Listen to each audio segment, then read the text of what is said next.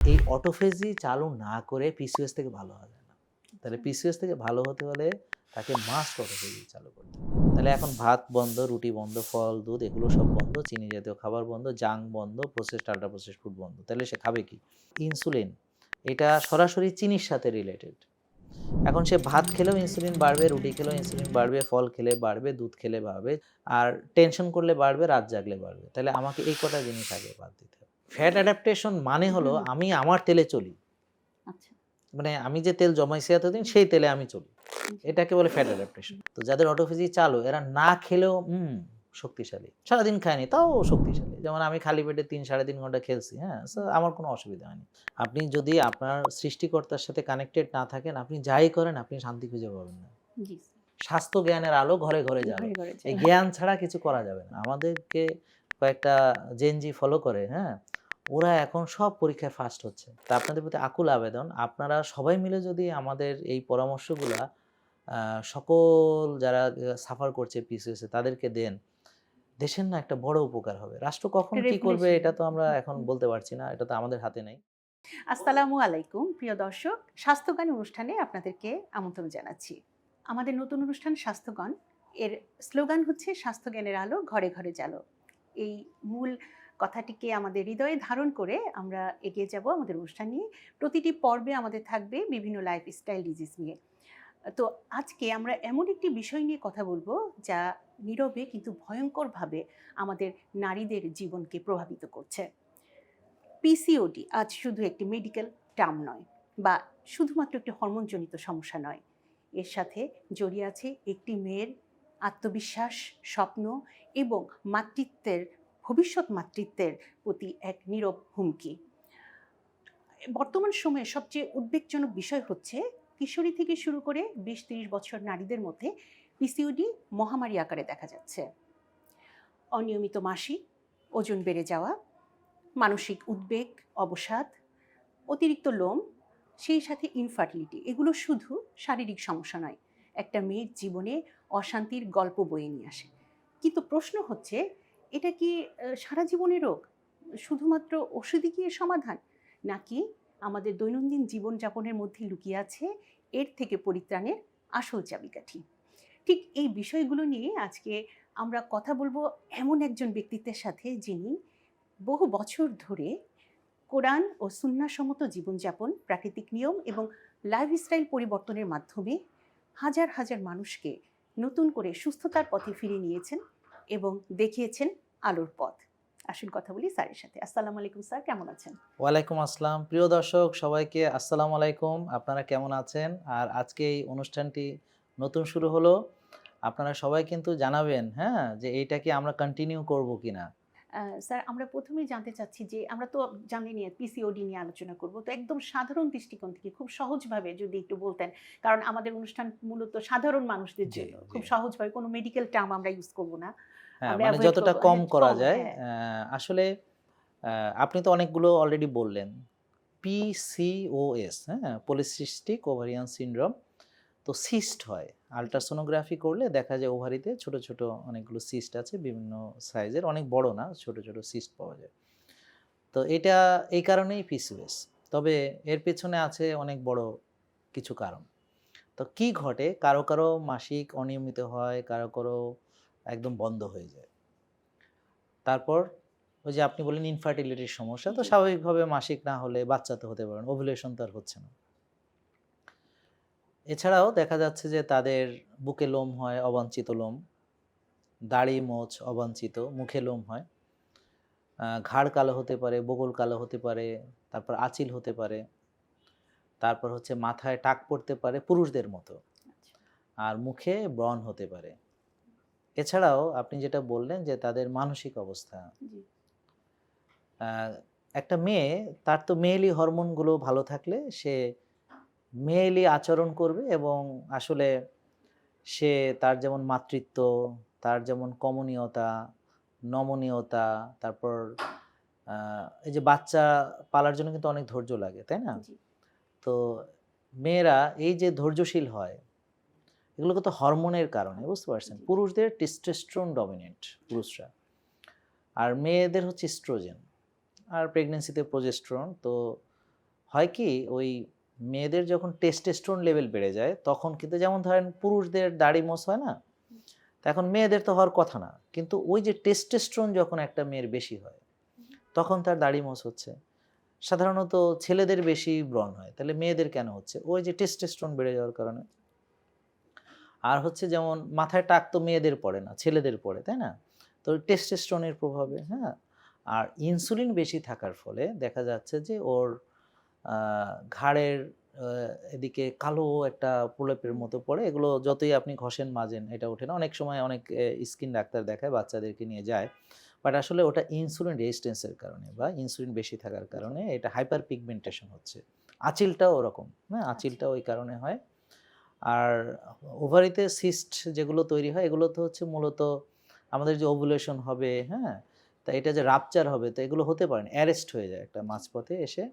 তো ওগুলোই পরে আস্তে, আস্তে, আস্তে, আস্তে দেখা যাচ্ছে যে সেই এটা সিস্ট আকার ধারণ করে এবং ভিতরে একটু, একটু করে ফ্লুইড জমে সিস্ট হয়ে যায় আরকি। জি, তো এইজন্য আমরা এটাকে বলি পলিসিস্টিক ওভারি, জি, হ্যাঁ? তো এখন এই মূল কারণ হলো যে টেস্টোস্টেরন বেড়ে গেল জি, একটা জি, মেয়ের। আর হচ্ছে ইনসুলিন রেজিস্ট্যান্স, এটা হচ্ছে আরেকটা কারণ। জি, যার জি, কারণে টেস্টোস্টেরন বাড়লো। জি, এটা জি। হলো ইনসুলিন রেজিস্ট্যান্স এর কারণে। স্যার এই যে বেড়ে যাচ্ছে না, জি, আমি একটু অন্য প্রসঙ্গে আসি যে একটা খুব গভীর চিন্তার বিষয় বা ২০২৫ সালে যে প্রেক্ষাপট, বাংলাদেশের প্রেক্ষাপটে এর যে প্রাদুর্ভাব মহামারী আকারের প্রায় কাছাকাছি চলে গেছে। জি, জি, এবং আরেকটা বিষয় দাঁড়াচ্ছে যে দেখা যাচ্ছে প্রতি ১০ জনে একজন জি। এর পিসিওডি সমস্যা। হুম। এবং এটা শুধু যে প্রজননক্ষম নারীদের তা না, এটা ১০-১২ বছরের বাচ্চাদের জি, মধ্যেও জি, জি, দেখা যাচ্ছে। জি। ছোট, তো ছোট সেই ক্ষেত্রে বাচ্চারা। আমাদেরকে একটু বলবেন বুঝিয়ে, হুম, যে বিশেষ করে মায়েদেরকে, হুম। যে কোন বিষয়গুলো আমরা দেখলে বুঝতে পারবো যে সে পিসিওডির। হ্যাঁ, এটা হচ্ছে আপনাদের পুরো প্রোগ্রামটি মনোযোগ দিয়ে শুনতে হবে। হ্যাঁ? কারণ মায়েদের জন্য আমাদের অনেক জি, উপদেশ থাকবে বা যারা ভুক্তভোগী, এখানে আমাদের বেশ কিছু টিনেজার মেয়ে ওর বাবা-মাকে আমার কাছে নিয়ে এসেছে। জি, মানে ও আমার ভিডিও দেখে বলছে যে আমি উনাকে দেখাবো হুম, বা আমাদের এখানে দেখাবে। তো বাবা-মাকে তো এইজন্য ওরা নিজেরাও সরাসরি এখন দেখতে পারে। এখন তো জেন জি তারা, জি, জি, হ্যাঁ? সবই তারা এখন নিজেরাই সাফিসিয়েন্ট। আর মায়েদের সচেতনতার কথাও বলবো। কিন্তু এখানে বোন সবার যেটা বোঝার বিষয় সেটা জি, হচ্ছে এতদিন ধরে খেয়াল করেন এই রোগীগুলো ডিল করেছে কিন্তু মূলত আ গাইনোকোলজির যারা ডাক্তার, জি, হ্যাঁ? যারা প্রসূতি বিশেষজ্ঞ যেটাকে বলা হয় অনেক, মানে এটার আবার শাখা-প্রশাখা আছে। বাট আমরা সাধারণভাবে বলি গাইনি ডাক্তার আরকি, জি, হ্যাঁ? সাধারণ মানুষের বোঝার জন্য বলছি। আপনারা ডাক্তাররা কেউ মন খারাপ করবেন না। তো গাইনি ডাক্তার, হ্যাঁ? তো উনাদেরকেই দেখায়। ঠিক আছে? এবং দেখা যাচ্ছে যে ওষুধ দিচ্ছে, হয়তো পিল দিচ্ছে বা মেটফরমিন দিচ্ছে, এটা হলো।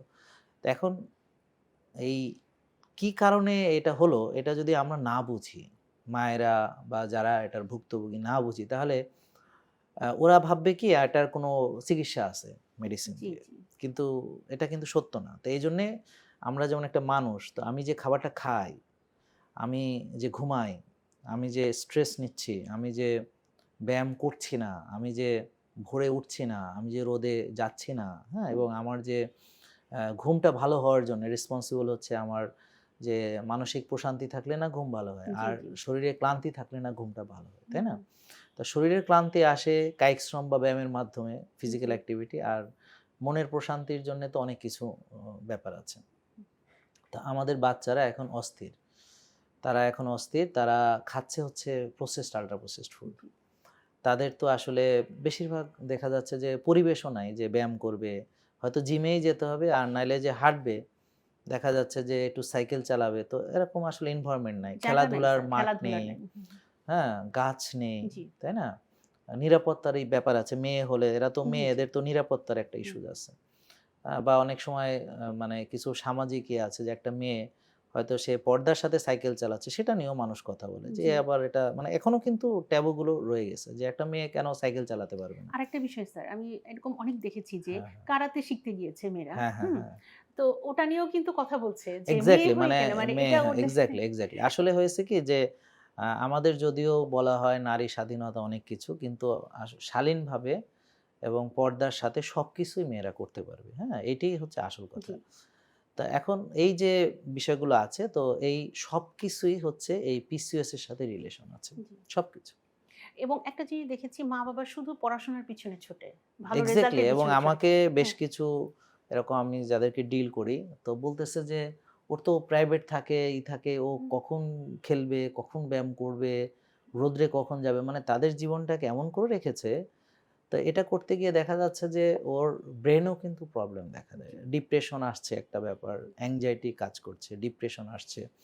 তারপর মনে রাখার ক্ষমতা কমে যাচ্ছে। কমে যাচ্ছে। মনে স্বাভাবিক এটা। হ্যাঁ, আমরা একটার সঙ্গে একটা জি, জি। রিলেটেড। জি। স্যার যেহেতু এটা আমাদের অনুষ্ঠানটার নাম স্বাস্থ্য জ্ঞান, আমি আরেকটু বলতে চাচ্ছি সেটা হচ্ছে কি মায়েদের একটা ধারণা জি, যে ব্যায়াম করলে, খেলাধুলা করলে টায়ার্ড হয়ে যাবে। জি, সে টায়ার্ড হয়ে যাবে, সে পড়াশোনায় মন দিতে পারবে না। কিন্তু ঠিক। আসলে ঘটনা কিন্তু পুরোই বিপরীত। হ্যাঁ, এটা আসলে পিসিওএস এর সাথেও এটা রিলেশন আছে। জি। যেমন ধরেন আ যারা অ্যাক্টিভিটি করে, হুম, বিশেষ করে মানে হয়তো খেলাধুলার সাথে জড়িত, হুম, তাদের পিসিওএস কিন্তু খুবই রেয়ার, আচ্ছা। খুবই রেয়ার। আপনি হুম, দেখেন যে যারা খেলাধুলা করছে, হ্যাঁ? হুম, ওদের যদি খাবারটা খুব বেশি খারাপ না হয় বা স্লিপ কোয়ালিটি যদি বেশি খারাপ না হয়, দেখবেন যে যারা অন্তত খেলাধুলার সাথে জড়িত কারোই প্রবলেম নেই। জি, জি। তো এটা একটা বিরাট ফ্যাক্টর যে জি, তাহলে প্রশ্ন হলো নেই কেন? হুম, আরেকটা বিষয় হচ্ছে যে আপনি যেটা বললেন মহামারী। তো মহামারীর তাহলে এই ৩০-৪০ বছর আগে কয়টা মেয়ের পিসিওএস ছিল? হ্যাঁ? আর আ আমি যখন ছোট ছিলাম তখন প্রায় প্রতিটা ঘরে ৮, ১০ জন ১২ জন করে সন্তান। জি, প্রায় সবার। হ্যাঁ? আর এখন কিন্তু ইনফার্টিলিটি হচ্ছে যে এখন সন্তান তো হচ্ছেই না। আ দেখা যাচ্ছে দেশের বাইরে গিয়ে, হ্যাঁ? তারপরও দেখা যাচ্ছে সে সন্তান হচ্ছে না, টেস্ট টিউব লাগছে। হ্যাঁ? অনেক সময় তো আপনার আরো অনেক ইন্টারভেনশন নিচ্ছে। আপনারা জানেন এটা। জি, তো এই কারণটা হলো কি যে আমাদের যে খাবার আগে খেতাম সেই খাবারগুলো এখন নেই। আমরা এখন প্রসেসড, আল্ট্রা প্রসেসড ফুডকে স্বাভাবিক খাবার মনে করছি। জি, আমরা একটা মোবাইল অ্যাপসের মাধ্যমে একটা টিপ দিয়ে বাসায় একটা কিছু নিয়ে আসলাম খাবার, যেটা হচ্ছে প্রসেসড, আল্ট্রা প্রসেসড ফুডের ভিতরে যে বা জাঙ্ক ফুড বলছি, হ্যাঁ? তো এই জাঙ্ক ফুড, না এই ক্ষেত্রে কিন্তু হ্যাঁ। মায়েদেরও একটু সতর্ক আমরা থাকতে হবে। মায়েদের জন্যই বলছি। সতর্ক মায়েদের থাকতে জন্যই হবে জি। বলছি। কারণ এখন অবশ্য হয়েছে কি যে বাচ্চারা এখন এতটাই ধরেন মায়েদের যে খুব একটা মানে করারও প্রভাব কিছু থাকে এমনও জি, না। হুম, আমরা দেখেছি যারা টিন এজার বা ওই যে জেন জি ওরা ধরেন নিজে যদি একটা খাবার অর্ডার করে দিল, হুম, কেউ কিছু বললে দেখা গেল খেলো না আরো ৩ দিন বা সে জি, জি, জি। এমন একটা কাজ করলো, এটা প্রবলেম। আরেকটা ঘটনা দেখেছি স্যার। আজকে ধরেন খুব পরীক্ষা দিচ্ছে, খুবই স্ট্রেসে আছে তারা।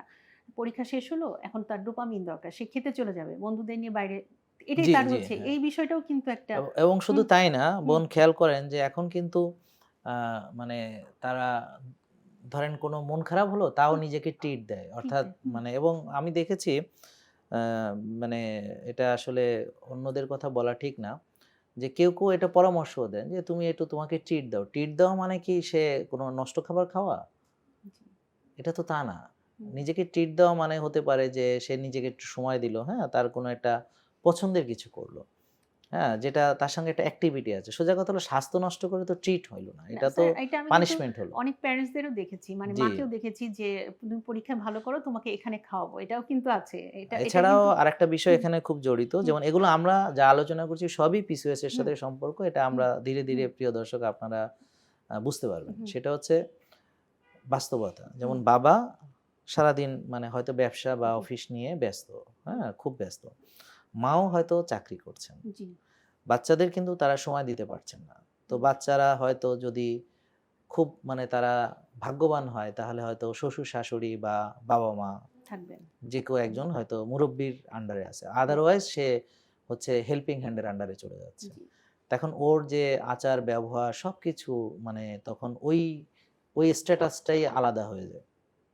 ধরেন যারা স্লাম এরিয়াতে আছেন ওনারা ওখানকার যে বাচ্চারা ওরা একটা খারাপ কথাকে এমনভাবে বলে যে এটা একটা স্বাভাবিক ব্যাপার। কিন্তু এটা আমাদের জন্য স্বাভাবিক না। তখন বাবা-মা দেখে যে ও এমন একটা কথা বলছে, তখন সে তাকে হয়তো শাসন করতে যায়। এরকম একটা বিষয় আছে। তো ওরা তখন যে কথা বলছিলাম যে সময় যে দিতে পারছি না, তো আমরা সন্তানকে ট্রিট দেই। হয়তো আসার সময় চকোলেট নিয়ে আসলাম, আমার সময় তো ওকে একটা আইসক্রিম কোথাও নিয়ে খাওয়ালাম, হ্যাঁ? বা ওর পছন্দের আইসক্রিম। তো এইটা হচ্ছে তার অনেকটা হলো ঘুষের মতো আরকি। জি, জি, হ্যাঁ? যে তাকে এটা কিন্তু জি, বাস্তবতা। বাস্তবতা জি। তো এখন এই যে খাবারগুলো খাওয়াচ্ছি এগুলো সবগুলোর সাথে এবং আরেকটা হলো যে ও যে বাবা-মার মানে সান্নিধ্য পাচ্ছে না, এটাও কিন্তু তাকে হার্ট করছে। জি, অনেক সময় হয় কি যে বাবা-মা দুজনই যখন ব্যস্ত থাকেন তখন হয়তো সে ওই লাইফে কোনো একটা তার একটা অকারেন্স হয়, কাউকে তারা শেয়ারও করতে ভয় পায়, বলে জি, না। তো চাইল্ডহুড যে ট্রমাগুলা কিন্তু সেটাও কিন্তু এটার সাথে জড়িত। জি। স্ট্রেস, হ্যাঁ? কোনো চাইল্ডহুড অ্যাবিউস এর কোনো ঘটনা সেটাও কিন্তু এই যে পিসিওএস এর সাথে জড়িত। এটা থাকতে পারে। তারপর হ্যাঁ, বাবা-মার সম্পর্কের বিষয়টাও তো এটার এটা সাথে আরেকটা মানে হুম, বিরাট ইস্যুস। সেটা হচ্ছে যে মানে বাচ্চারা যখন দেখে যে এরা ২ জন মানে খুব কমই তাদের দেখা সাক্ষাৎ হয়, কিন্তু যখনই হয় সব ঝগড়াঝাটি। হুম, তা ওরাও কিন্তু আর মানে চায় যে একা, একা থেকে যায়। একা, একা। হুম। বাচ্চারা তখন আর মানে দূরত্ব সৃষ্টি হয়ে যায়। দূরত্ব সৃষ্টি, এবং সে ওই ওদের কোনো বিষয়ের ভিতর আসতে চায় না। জানে যে এরা ঝগড়াঝাটি করবে, এরকম, এরকম করবে।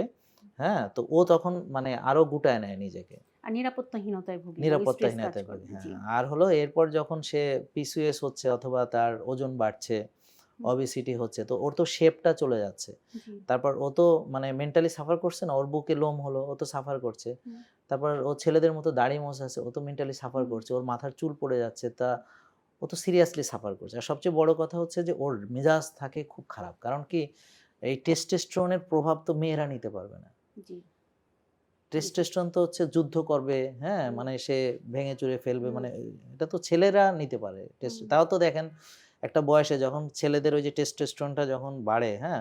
ওরা দেখেন কাউরে মারে না। মার কথা তো শোনেই না। হুম, বুঝতে পারছেন? জি, কোনো কারো শাসন মানতে চায় না। হুম, হ্যাঁ? শুধুমাত্র হয়তো বাবাকে হয়তো একটু ভয়-টয় পায়, জি। বা এখনকার পোলাপান না সেটাও বর্তমান সময়ে তো আরো বেশি এখন সেটাও এটা পায় না। এটা হ্যাঁ? তা হুম, এইটা। তো টেস্টোস্টেরন এমন একটা জিনিস যে এটা তো এখন ছেলেরাই হ্যান্ডেল করতে পারছে না। জি, তো সেটা যখন মেয়ের বাড়ে তখন সে কিভাবে এটা হ্যান্ডেল করবে? জি, তো তখন সে না ছেলে না মেয়ে, হ্যাঁ? তার সবকিছুই মেয়ে, কিন্তু তার মেজাজ ছেলে, জি, তার হরমোন ছেলে, তার আবার লোম আছে, দাড়ি আছে, মোছ আছে, হ্যাঁ? হুম। তো এখন সে তো এটা ভয়ংকর পরিস্থিতি। মানে এটা তো সে খুব সাফার করে, কাউকে বোঝাতে পারে না। স্যার আরেকটা বিষয় হচ্ছে কি এই বিষয়গুলো কিন্তু আমরা এখনো সেই পর্যায়ে পৌঁছাইনি জানার পর্যায়ে যে মারা একটা অ্যালার্ট হবে। তারা জি। যখন এটা বিয়ে হয় এবং বিয়ে পরবর্তী সময়ে যখন একটা মেয়ে সাফার করে তখন কিন্তু তাদের এই বিষয়গুলো এটা বেশি আরো হুম, কিছু অ্যাসপেক্ট হুম, আসছে। হুম, যেমন ধরেন আপনার হুম, আ শ্বশুরবাড়িতে গিয়ে ওকে বলল হুম, বন্ধ্যা। এত হুম, বছর বিয়ে হচ্ছে, হুম, বাচ্চা হচ্ছে না, ও একটা বন্ধ্যা। হাসব্যান্ডকে প্রেশার দিচ্ছে যে তুমি আরেকটা বিয়ে করে ফেলো। জি, হ্যাঁ? তুমি আরেকটা বিয়ে করে ফেলো। এ এ তো হুম, বন্ধ্যা। তারপর হচ্ছে আবার ওই যে বারবার যে সে ডাক্তার দেখাচ্ছে, দেশের বাইরে যাচ্ছে, হ্যাঁ? জি, আবার কখনো, কখনো ল্যাপারোস্কোপি হচ্ছে। হুম, তার মানে তাকে নিয়ে যে কাটাছেঁড়া হুম, হচ্ছে, মানে এই যে জিনিসগুলো জি, এবং মানুষের কটু কথা। হুম, তো হাসব্যান্ড হয়তো দেখা গেল রাগারাগির সময় সে বলে বসলো যে, "সবাই তো দেখো বলতেছে এরকম, হ্যাঁ? হুম, আমি না", মানে সে হয়তো দয়া করছে আরকি। হুম, হুম, ব্যাপারটা বুঝছেন? তো হুম, এই মেয়েটা তখন আসলে মানে তার যে মেন্টাল সাফারিংস এটা মানে, আর ওর তো এটা যে ও যে এইটা মেনে নিবে সেটাও কিন্তু সে পারে না। কেননা সে তখন মানে এক্সাইটেড হয়ে যায় এবং সে তখন মানে কন্ট্রোল হারিয়ে ফেলে। জি। হারিয়ে ফেলে তখন সে অনেক কিছু করে, বলে, যেগুলো পরবর্তীতে তার সারা জীবন বহন করতে হয় এই জি, ব্যবহারগুলো, আচারগুলো, হ্যাঁ? তো ওই যে তার যে স্ট্রেস নেওয়ার ক্ষমতাটাও চলে যায়। জি। স্যার এই স্ট্রেস পর্যায়ে আমি আসলে আমরা একটু যাই যে একদম মূল বিষয় থেকে জি, যে জি, জি। একটা ছোট বাচ্চা থেকে ১০ হ্যাঁ। বছর বয়স থেকে শুরু হচ্ছে তখন সেই দায়িত্ব কিন্তু মা-বাবার জি, জি, ঠিক। সে তখন কিন্তু মা-বাবার উপর বর্তায় এবং হ্যাঁ। সে তখন কিভাবে সতর্কতা অবলম্বন করবে এবং কি বিষয়গুলো সতর্ক হবে এবং কখন সে চিকিৎসকের শরণাপন্ন হবে বা আচ্ছা, তাহলে হুম, আমি একটু হুম, ওদেরকে এই বুঝানোর চেষ্টা করি। সেটা হলো যে মানে মেকানিজমটা তাহলে জি, বুঝবে। জি, জি, হ্যাঁ? ১ম হচ্ছে যে পিসিওএস এর মূল আসল কারণটা হচ্ছে ইনসুলিন রেজিস্ট্যান্স। জি, হুম? হুম, এবং এই ইনসুলিন রেজিস্ট্যান্স এর ফলে যে হাইপার ইনসুলিনিমিয়া, তার হুম, প্রভাবেই টেস্টোস্টেরনটা বাড়তে থাকে। জি, জি, হ্যাঁ? তো এবং এর ফলে বাকি কাজগুলো ঘটতে থাকে। জি, বুঝছেন? হুম, তো এখন কিভাবে ইনসুলিন রেজিস্ট্যান্স হয় সেটা জানলে তারা বুঝবে। জি, ১ম হচ্ছে ইনসুলিন রেজিস্ট্যান্স এর যে প্রধান কারণ হলো যে আমরা যদি processed, ultra processed junk food, মানে প্রাকৃতিক খাবার না, যেমন হুম, প্রাকৃতিক খাবার কি? শাকসবজি যেটা আমরা ন্যাচারাল, হ্যাঁ? জি, দেশি ডিম, দেশি হুম, মুরগি, এটার ভিতরে কিন্তু করণীয় চলে আসছে, জি, হ্যাঁ? জি, আ নদীর মাছ বা সমুদ্রের মাছ বা ন্যাচারাল পুকুরের মাছ, যেটা মানে কোনো চাষের না। তারপরে গরু, খাসি, হ্যাঁ? যেগুলো ঘাস খায়, রোদে যায়, ঘুরে বেড়ায়, এই ধরনের। জি, রিয়েল ফুড যেটা আরকি, জি, হ্যাঁ? জি, এখন তো আপনারা জানার কথা যে হুম, প্রিয় দর্শক যে ইউএসডিএ তাদের যে ফুড পিরামিডটাকে কিন্তু উল্টে ফেলেছে, হ্যাঁ? এবং তারা একদম মানে রিয়েল ফুড খাওয়ার ব্যাপারে একদম খুবই গুরুত্ব দিয়েছে এবং বলেছে যে junk food, added sugar, processed, ultra processed, refined carbs এগুলো বাদ দিতে। জি। তো আমরা ধীরে ধীরে আসছি আর কি। তো এই যে খাবারটা, যেমন আমি সাদা চালের ভাত খাচ্ছি, সাদা রুটি খাচ্ছি, ঠিক আছে? তো এখন বা পাউরুটি খাচ্ছি, হ্যাঁ? সয়াবিন। পাউরুটি খাচ্ছি। হুম, তারপর আসছে যে চাষের মাছ, হুম, চাষের গরু, ছাগল বা চাষের মুরগি বা ডিম, আর জি, হলো ওই হাইব্রিড শাকসবজি যেটা কেমিক্যাল ফার্টিলাইজার, পেস্টিসাইড দিয়ে বা আরো হরমোন দিয়ে যেটাকে তাড়াতাড়ি হবে জি, এই জি। ধরনের করা হয়েছে। সেটা সয়াবিন তেলে রান্না হুম, করছি, ডুবো তেলে ভেজে খাচ্ছি। তো এই যে জিনিসগুলো আমরা খাচ্ছি, তো এই খাবারটা খেলে হয় কি, আমি মানে ধীরে ধীরে আসছি, ওই ক্ষুধা মেটে কম আর বডি পুষ্টিও পায় না, জি, তখন তাকে আরো খেতে হয়। হুম, কম খেলে পেট ভরে না। আর যখন সে খায় একটু পরে আবার খিদা লাগে। জি, বডি তার পুষ্টি পায়। তো আস্তে আস্তে সেলুলার ওভারলোড হয়। অর্থাৎ এক্সারসাইজ করছে না বা কায়িক শ্রম তো করছেই না, হ্যাঁ? জি, অর্থাৎ যে খাবারটা খাচ্ছে সেটা তো ব্যবহার হচ্ছে, কিছু আবার রয়ে যাচ্ছে। ওই যেটা রয়ে যাচ্ছে সেটা আমাদের বডিতে চর্বি হিসেবে, ফ্যাট হিসেবে বিভিন্ন জায়গায় জমতে থাকে। এখন সেলুলার ওভারলোডটা শুরু হয়। অর্থাৎ কোষের ভিতরে চর্বি জমছে। তা এখন কোষে চর্বি জমলে এখন রক্তের যে চিনি, আমি তো ধরেন হয়তো খাবারের সঙ্গে ভাত খাচ্ছি, রুটি খাচ্ছি, ফল খাচ্ছি, দুধ খাচ্ছি, মিষ্টি খাচ্ছি বা আইসক্রিম খাচ্ছি, হ্যাঁ, কেক খাচ্ছি, কোক খাচ্ছি বা এই ধরনের কোল্ড ড্রিংকস খাচ্ছি ইত্যাদি, ইত্যাদি। তো এখন সেই খাবারটা যেগুলো চিনি আসছে রক্তে, ফলের চিনি হচ্ছে ফ্রুক্টোজ, দুধের চিনি ল্যাকটোজ, আর ভাত, রুটি এগুলোতে আসছে গ্লুকোজ। আর যে চিনিটা আমরা টেবল সুগার যেটা, ওখানে 50% গ্লুকোজ, 50% সুক্রোজ। জি, তো এখন ওই যে চিনিটা আমরা মানে আসছে রক্তে, এখন কোষে যে ঢুকবে, এখন কোষে ওভারলোড থাকলে কোষ তখন ইনসুলিনকে বাধা দিবে। জি, আর ইনসুলিনের কাজ হচ্ছে রক্তের চিনি কোষে ঢুকানো। এখন বাধা দিলে এখন তো চিনি ঢুকতে পারছে না, রক্তের চিনি বাড়তে থাকবে। তো এখন রক্তের চিনি বাড়তে থাকলে, যেমন আমি ১০ বছরের একটা বাচ্চা টাইপ 2 ডায়াবেটিস পেয়েছি। এই গতকালকেই দেখলাম। তো রক্তের চিনি বাড়লে তখন ব্রেন এটাকে ডিটেক্ট করে সে প্যানক্রিয়াসকে আরো ইনসুলিন তৈরি করতে বলে। তো প্যানক্রিয়াস আরো বেশি ইনসুলিন তৈরি করে। তো এই ইনসুলিন তৈরি করলে তখন ওই অতিরিক্ত ইনসুলিন এসে ওই রক্তের চিনিকে কোষে ঢোকায়। এই সময় আপনি ব্লাড টেস্ট করলে দেখবেন আপনার সুগার লেভেল নরমাল। জি, কিন্তু ইনসুলিন বেশি হুম, থাকে আর HOMA-IR বাড়তে থাকে। তো HOMA-IR হচ্ছে যে ইনসুলিন রেজিস্ট্যান্স এর জন্য যে পরীক্ষা। আমরা যদি সহজভাবে মানুষকে বোঝানোর জন্য বলি তাহলে বলব যে আপনার HOMA-IR যদি 0.5 থেকে 1.5 এর ভিতরে থাকে তাহলে বুঝবেন ঠিক আছে। কিন্তু যদি দেখেন যে 2 বা তারও বেশি হচ্ছে, তখন বুঝবেন যে আপনার কোষে আস্তে আস্তে ওভারলোড হচ্ছে। জি, হ্যাঁ? তো এখন হয় কি, ইনসুলিনের মাত্রা বাড়তে থাকে। ১ম এ হয়তো অল্প একটু ইনসুলিন দিয়ে সে কাজটা করলো। আরেকটু বাড়িয়ে করতে হলো, আরেকটু বাড়িয়ে করতে হলো। এই যে অতিরিক্ত ইনসুলিন, ইনসুলিন বাড়ছে। এখন এই ইনসুলিন কি করে, সে এটা কিন্তু এক ধরনের গ্রোথ, মানে সব গ্রোথের জন্য কিন্তু ইনসুলিন। যেমন আপনার যদি ইনসুলিন না থাকে, আপনার কিন্তু মাসল হতে পারবে না, আপনার কিন্তু চর্বি জমতে পারবে না। তো এইজন্য টাইপ 1 যারা ডায়াবেটিস রোগী দেখবেন ওরা দেখতে কঙ্কালসার হয়। শীর্ণকায় হয়। হুম, এবং ওদের দেখবেন যে ওজন খালি কমে যাচ্ছে। ওদের কমপ্লেইন হচ্ছে আমার ওজন কমে যাচ্ছে, আমি ওজন বাড়াতে পারছি না। তাই না? তাহলে ইনসুলিন অ্যানাবলিক হরমোন আচ্ছা, গঠন করে, হ্যাঁ? তো ওই ইনসুলিন আবার ওদেরকে ওই টেস্টোস্টেরন তৈরিতে প্রভাব ফেলে।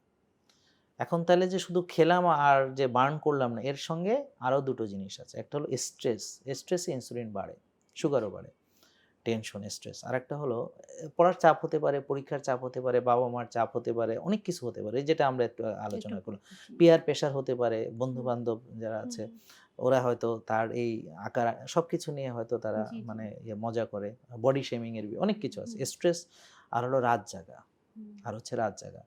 তাহলে এখন তো এইটা মনে হয় হচ্ছে একটা সিস্টেমই হয়ে গেছে। একটা পড়াশোনা সিস্টেম। মানেই এই নতুন প্রজন্মের কাছে রাত জেগে এবং পড়বো, সকালে ঘুমাবো। এই কারণেই মহামারী হচ্ছে। এই হ্যাঁ, কারণেই প্রায় সবার এই ঘটনাটা ঘটছে। এটা তো আমরা মেয়েদের নিয়ে কথা বলছি। স্যার হ্যাঁ। ছেলেদেরও তো ঠিক হ্যাঁ, এই ছেলেদের নিয়ে আমরা আলাদা আলোচনা করব। আলাদাই করব কিন্তু কিন্তু আমরা আজকে মেয়েদের যেহেতু মেয়েদের পিসিওএস হুম, চ্যাপ্টার, হুম, ছেলেদেরও সেম, ছেলেদের ছেলেদেরও ছেলেদেরও সেম। সেম হুম, ছেলেদের হয় কি, ওদের হয় উল্টাটা। হুম, মানে মেয়েদের টেস্টোস্টেরন বাড়ে আর হুম, যারা ছেলে ওরা হুম, মুটিয়ে যায়, ওদের ইস্ট্রোজেন বাড়ে। হুম, তো হুম, ওদের আচরণ মেয়েলি হয়ে যায়, মেয়েলি ওদের হয়। গাইনোকোমেশিয়া হয়, হুম, হ্যাঁ? হুম, তা ওদের হচ্ছে যে উল্টাটা। মানে উল্টাটা। মেয়েদের হচ্ছে পুরুষদের মতো লোম হুম, দাড়ি হলো, হুম, আর ছেলেদের মেয়েদের মতো ব্রেস্ট হলো, হুম, গাইনোকোমেশিয়া হলো। হুম।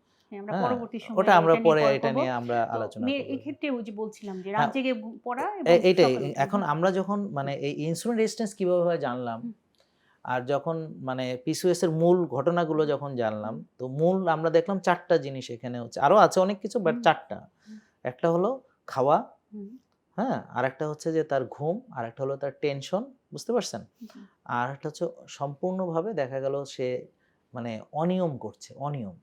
মানে ডিসিপ্লিনটা নাই। জি, উদাহরণ হচ্ছে যেমন সে দেরি করে ঘুমালো, দেরি করে উঠলো। তো এখন তো তার সবকিছু উল্টাপাল্টা হয়ে গেল। জি, হ্যাঁ? বা কখনো এই সময় খাচ্ছে, কখনো আরেক সময় খাচ্ছে। ধরেন রাত ১২ টায় খেলো, ১টা ২ টায় ঘুমালো। বা সে সারারাত জেগে পড়ছে, তো ওখানে রাতেও অনেক কিছু খাচ্ছে। তার জি, মানে ওর কিন্তু ডিসিপ্লিন নেই। পরীক্ষার সময় এক ডিসিপ্লিন, পরীক্ষা চলে গেলে আরেক ডিসিপ্লিন। ওর কিন্তু একটা মানে হয় কি দেখেন, সবচেয়ে গুরুত্বপূর্ণ যে জিনিসটা যে এটা তো একটা সাইকেল হুম, মেয়েদের মাসে, মাসে হয়। হুম, হ্যাঁ? সাধারণত মাসে, মাসে জি, হয়। ৩-৪ দিন ৫ দিন এরকম থাকে। জি, একটা সাইকেল। এটা একটা ডিসিপ্লিন না? জি, মজার ব্যাপার হচ্ছে এই ডিসিপ্লিন যাদের লাইফস্টাইলে ডিসিপ্লিন যাদের ঠিক থাকে না, সার্কাডিয়ান রিদম ঠিক থাকে না, কখন ঘুমাবে, কখন উঠবে এ ধরনের কোনো কিছু ঠিক থাকে না। তো এখন আপনি বলেন যে ওর হরমোন কি করে ঠিক থাকবে? আর ওর এই একটা পিরিয়ড যেটা পিরিয়ডিক্যালি হওয়ার কথা সেইটা তো ইরেগুলার হবে স্বাভাবিক, তাই জি, না? জি, বা হবেই না, এই তো? হুম, তাহলে এটার সঙ্গে সবচেয়ে গুরুত্বপূর্ণ হলো সার্কাডিয়ান রিদম। জি, এখন সার্কাডিয়ান রিদম সম্পর্কে প্রিয় দর্শক সহজ কথায় বললে আমরা চেষ্টা করতেছি যথাসম্ভব জি, মানে জি, মানে সহজ মেডিকেল করে। ব্যাপারগুলো হুম, এভয়েড করে মানে আপনাদের বোঝার জন্যে ডাক্তারদের নিয়ে প্রয়োজনে আলাদা প্রোগ্রাম করব আমি। সেখানে একেবারে ওভুলেশন, হ্যাঁ? জি, তারপর কিভাবে ওই যে মেকানিজম গুলো মেকানিজম হচ্ছে, সব হ্যাঁ? কোন ফেজে কি জি, হচ্ছে, জি, জি, হ্যাঁ? কোন হরমোন দায়ী, হ্যাঁ? এলএস, এইচএইচ মানে সবকিছু সব আলাদা, আলাদা আলাদা করা আমাদের হয়। ওটা নিয়ে অন্য আলোচনা হবে। কিন্তু আমরা আপনাদের জন্যে বোঝার জন্যে এলএইচ, এফএসএইচ এ যাচ্ছি না। আমরা শুধু বলতে চাচ্ছি যে এই যে ঘটনাগুলো ঘটছে, হ্যাঁ? যার ফলে তার এই যে ঘুম একটা দায়ী, সাইকেল একটা দায়ী। তো সার্কাডিয়ান রিদমটা হলো সাইকেল। সাই ধরেন আমি রাতে ঘুমাবো। মেলাটোনিন কনসেনট্রেশন যখন আমার ভালো থাকবে কখন? অন্ধকারে। তো এখন আমি অন্ধকারে ঘুমাবো। যদি কেউ অন্ধকারে না ঘুমাই বা রাতকে আলোকিত করে রাখি, তাহলে আমার সার্কাডিয়ান রিদম বা দেহঘড়ি ভুল ইনফরমেশন পাবে। কারণ এই আলোটা চোখ দিয়ে যাচ্ছে, ব্রেনে যাচ্ছে, হ্যাঁ? ওখানে নিউক্লিয়াস আছে। আ মানে সুপ্রাকিয়াসমেটিক নিউক্লিয়াস। যাই হোক এগুলো বলতে চাচ্ছি না। মানে জি, জি, সোজা কথা হচ্ছে আলোটা গিয়ে একটা সংকেত দিচ্ছে। জি, মানে আমরা যেমন দেখি আরকি সাধারণ দৃষ্টিতে ওরা ঘুম থেকে উঠে হ্যাঁ, পর্দাটা টেনে দিল, হ্যাঁ। রোদকে আসতে দিল না, ঘুমিয়ে গেল। মানে রাত জেগে হয় এটাই হচ্ছে ওইটাই সাধারণ হচ্ছে। কথা যেমন আরকি। ধরেন হুম, সহজ কথা হুম, সার্কাডিয়ান হুম, রিদম হুম, কি? যে আপনি দিনে কাজ করবেন। হুম, তো সকালে ১ম দিকে হচ্ছে আপনার ডোপামিন, হুম, হ্যাঁ? তারপর হচ্ছে আপনার এই ইয়াগুলো হরমোনগুলা কর্টিসল, হ্যাঁ? হুম, এগুলো কিন্তু সকালে কাজের জন্যে, হ্যাঁ? জি, জি, সকালে কর্টিসল আসে, ডোপামিন আসে, এপিনেফ্রিন, নন এপিনেফ্রিন এগুলো আসে। এটা হলো ওই আমরা যে আলোর সংকেত। আর রাতে আসবে মেলাটোনিন। হুম, মেলাটোনিন, হ্যাঁ? তো এখন অন্ধকার মেলাটোনিন সিক্রেশন এর জন্য ইনফ্লুয়েন্স করে। যে আমার যখন ডার্ক বেশি তখন মেলাটোনিন সিক্রেশন হবে। তখন আমাকে ঘুমাতে হবে। আর দিনের আলোতে আমার কিন্তু আমি ভাইটামিন ডি আমি ওই যে হরমোনগুলো দিনে হচ্ছে কাজের জন্য। কাজের জন্য। তা জি, আমার কর্টিসল আসবে, কাজ করব, হ্যাঁ? আমি এনার্জি লাগবে সবকিছু, হ্যাঁ? আমি কাজ করব।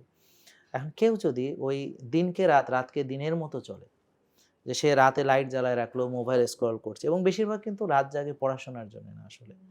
ও নিরিবিলি মোবাইল চালাতে পারে, হ্যাঁ? তখন হয়তো জি, অনেকেই তাকে মনিটর করছে না, দেখছে না। তো ও ঘুমায় গেছে। ও যা খুশি তাই দেখতে পারে এবং এখন কিন্তু পর্ন অ্যাডিকশন ও একটা হচ্ছে। এখন মেয়েরাও দেখে। জি, এখন সবাই দেখে। এখন কেউ আর ইমিউন না।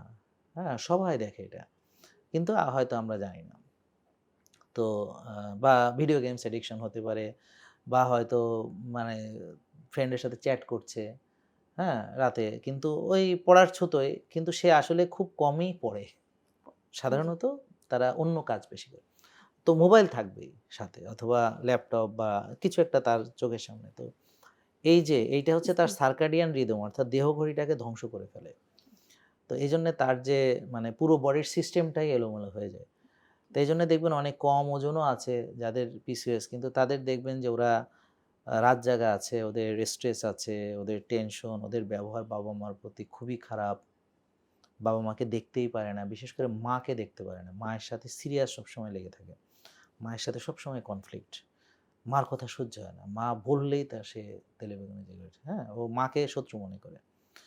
তো এই যে একটা স্ট্রেস, তো এটাও কিন্তু আরেকটা বোঝা যায় যে ওর জি, জি। মানে কোন দিকে যাচ্ছে। তো এটা তো আমরা একটু প্রতিরোধমূলক ব্যবস্থার দিকে গেলাম। হ্যাঁ, তো একজন আ নারী যখন তার প্রজনন বয়সে গেল, হুম, প্রজননক্ষম বয়সে গেল, তখন সে বুঝতে পারল যে তার সমস্যা, জি। সে তখন একজন ডক্টরের কাছে গেলেন। হ্যাঁ, হ্যাঁ, হ্যাঁ। এখন ওই ডক্টর যখন ওষুধ দিলেন, জি। কিন্তু তার আগে ওকে কি রেডি করার কোনো একটা বিষয় আছে যে না এখন যদি উনি হুম, ডাক্তারের কাছে যায়, ডাক্তাররা এগুলো সাধারণত করেন না।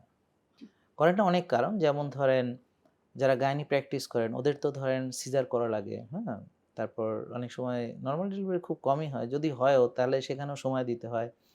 আল্ট্রা করে অনেক সময়, অনেক রুগী দেখে, অনেক অপারেশন করে, নানান ধরনের। তারা অনেক ব্যস্ত। তাদের একটা রুগীকে বসে, বসে এগুলো বোঝানোর টাইম নেই।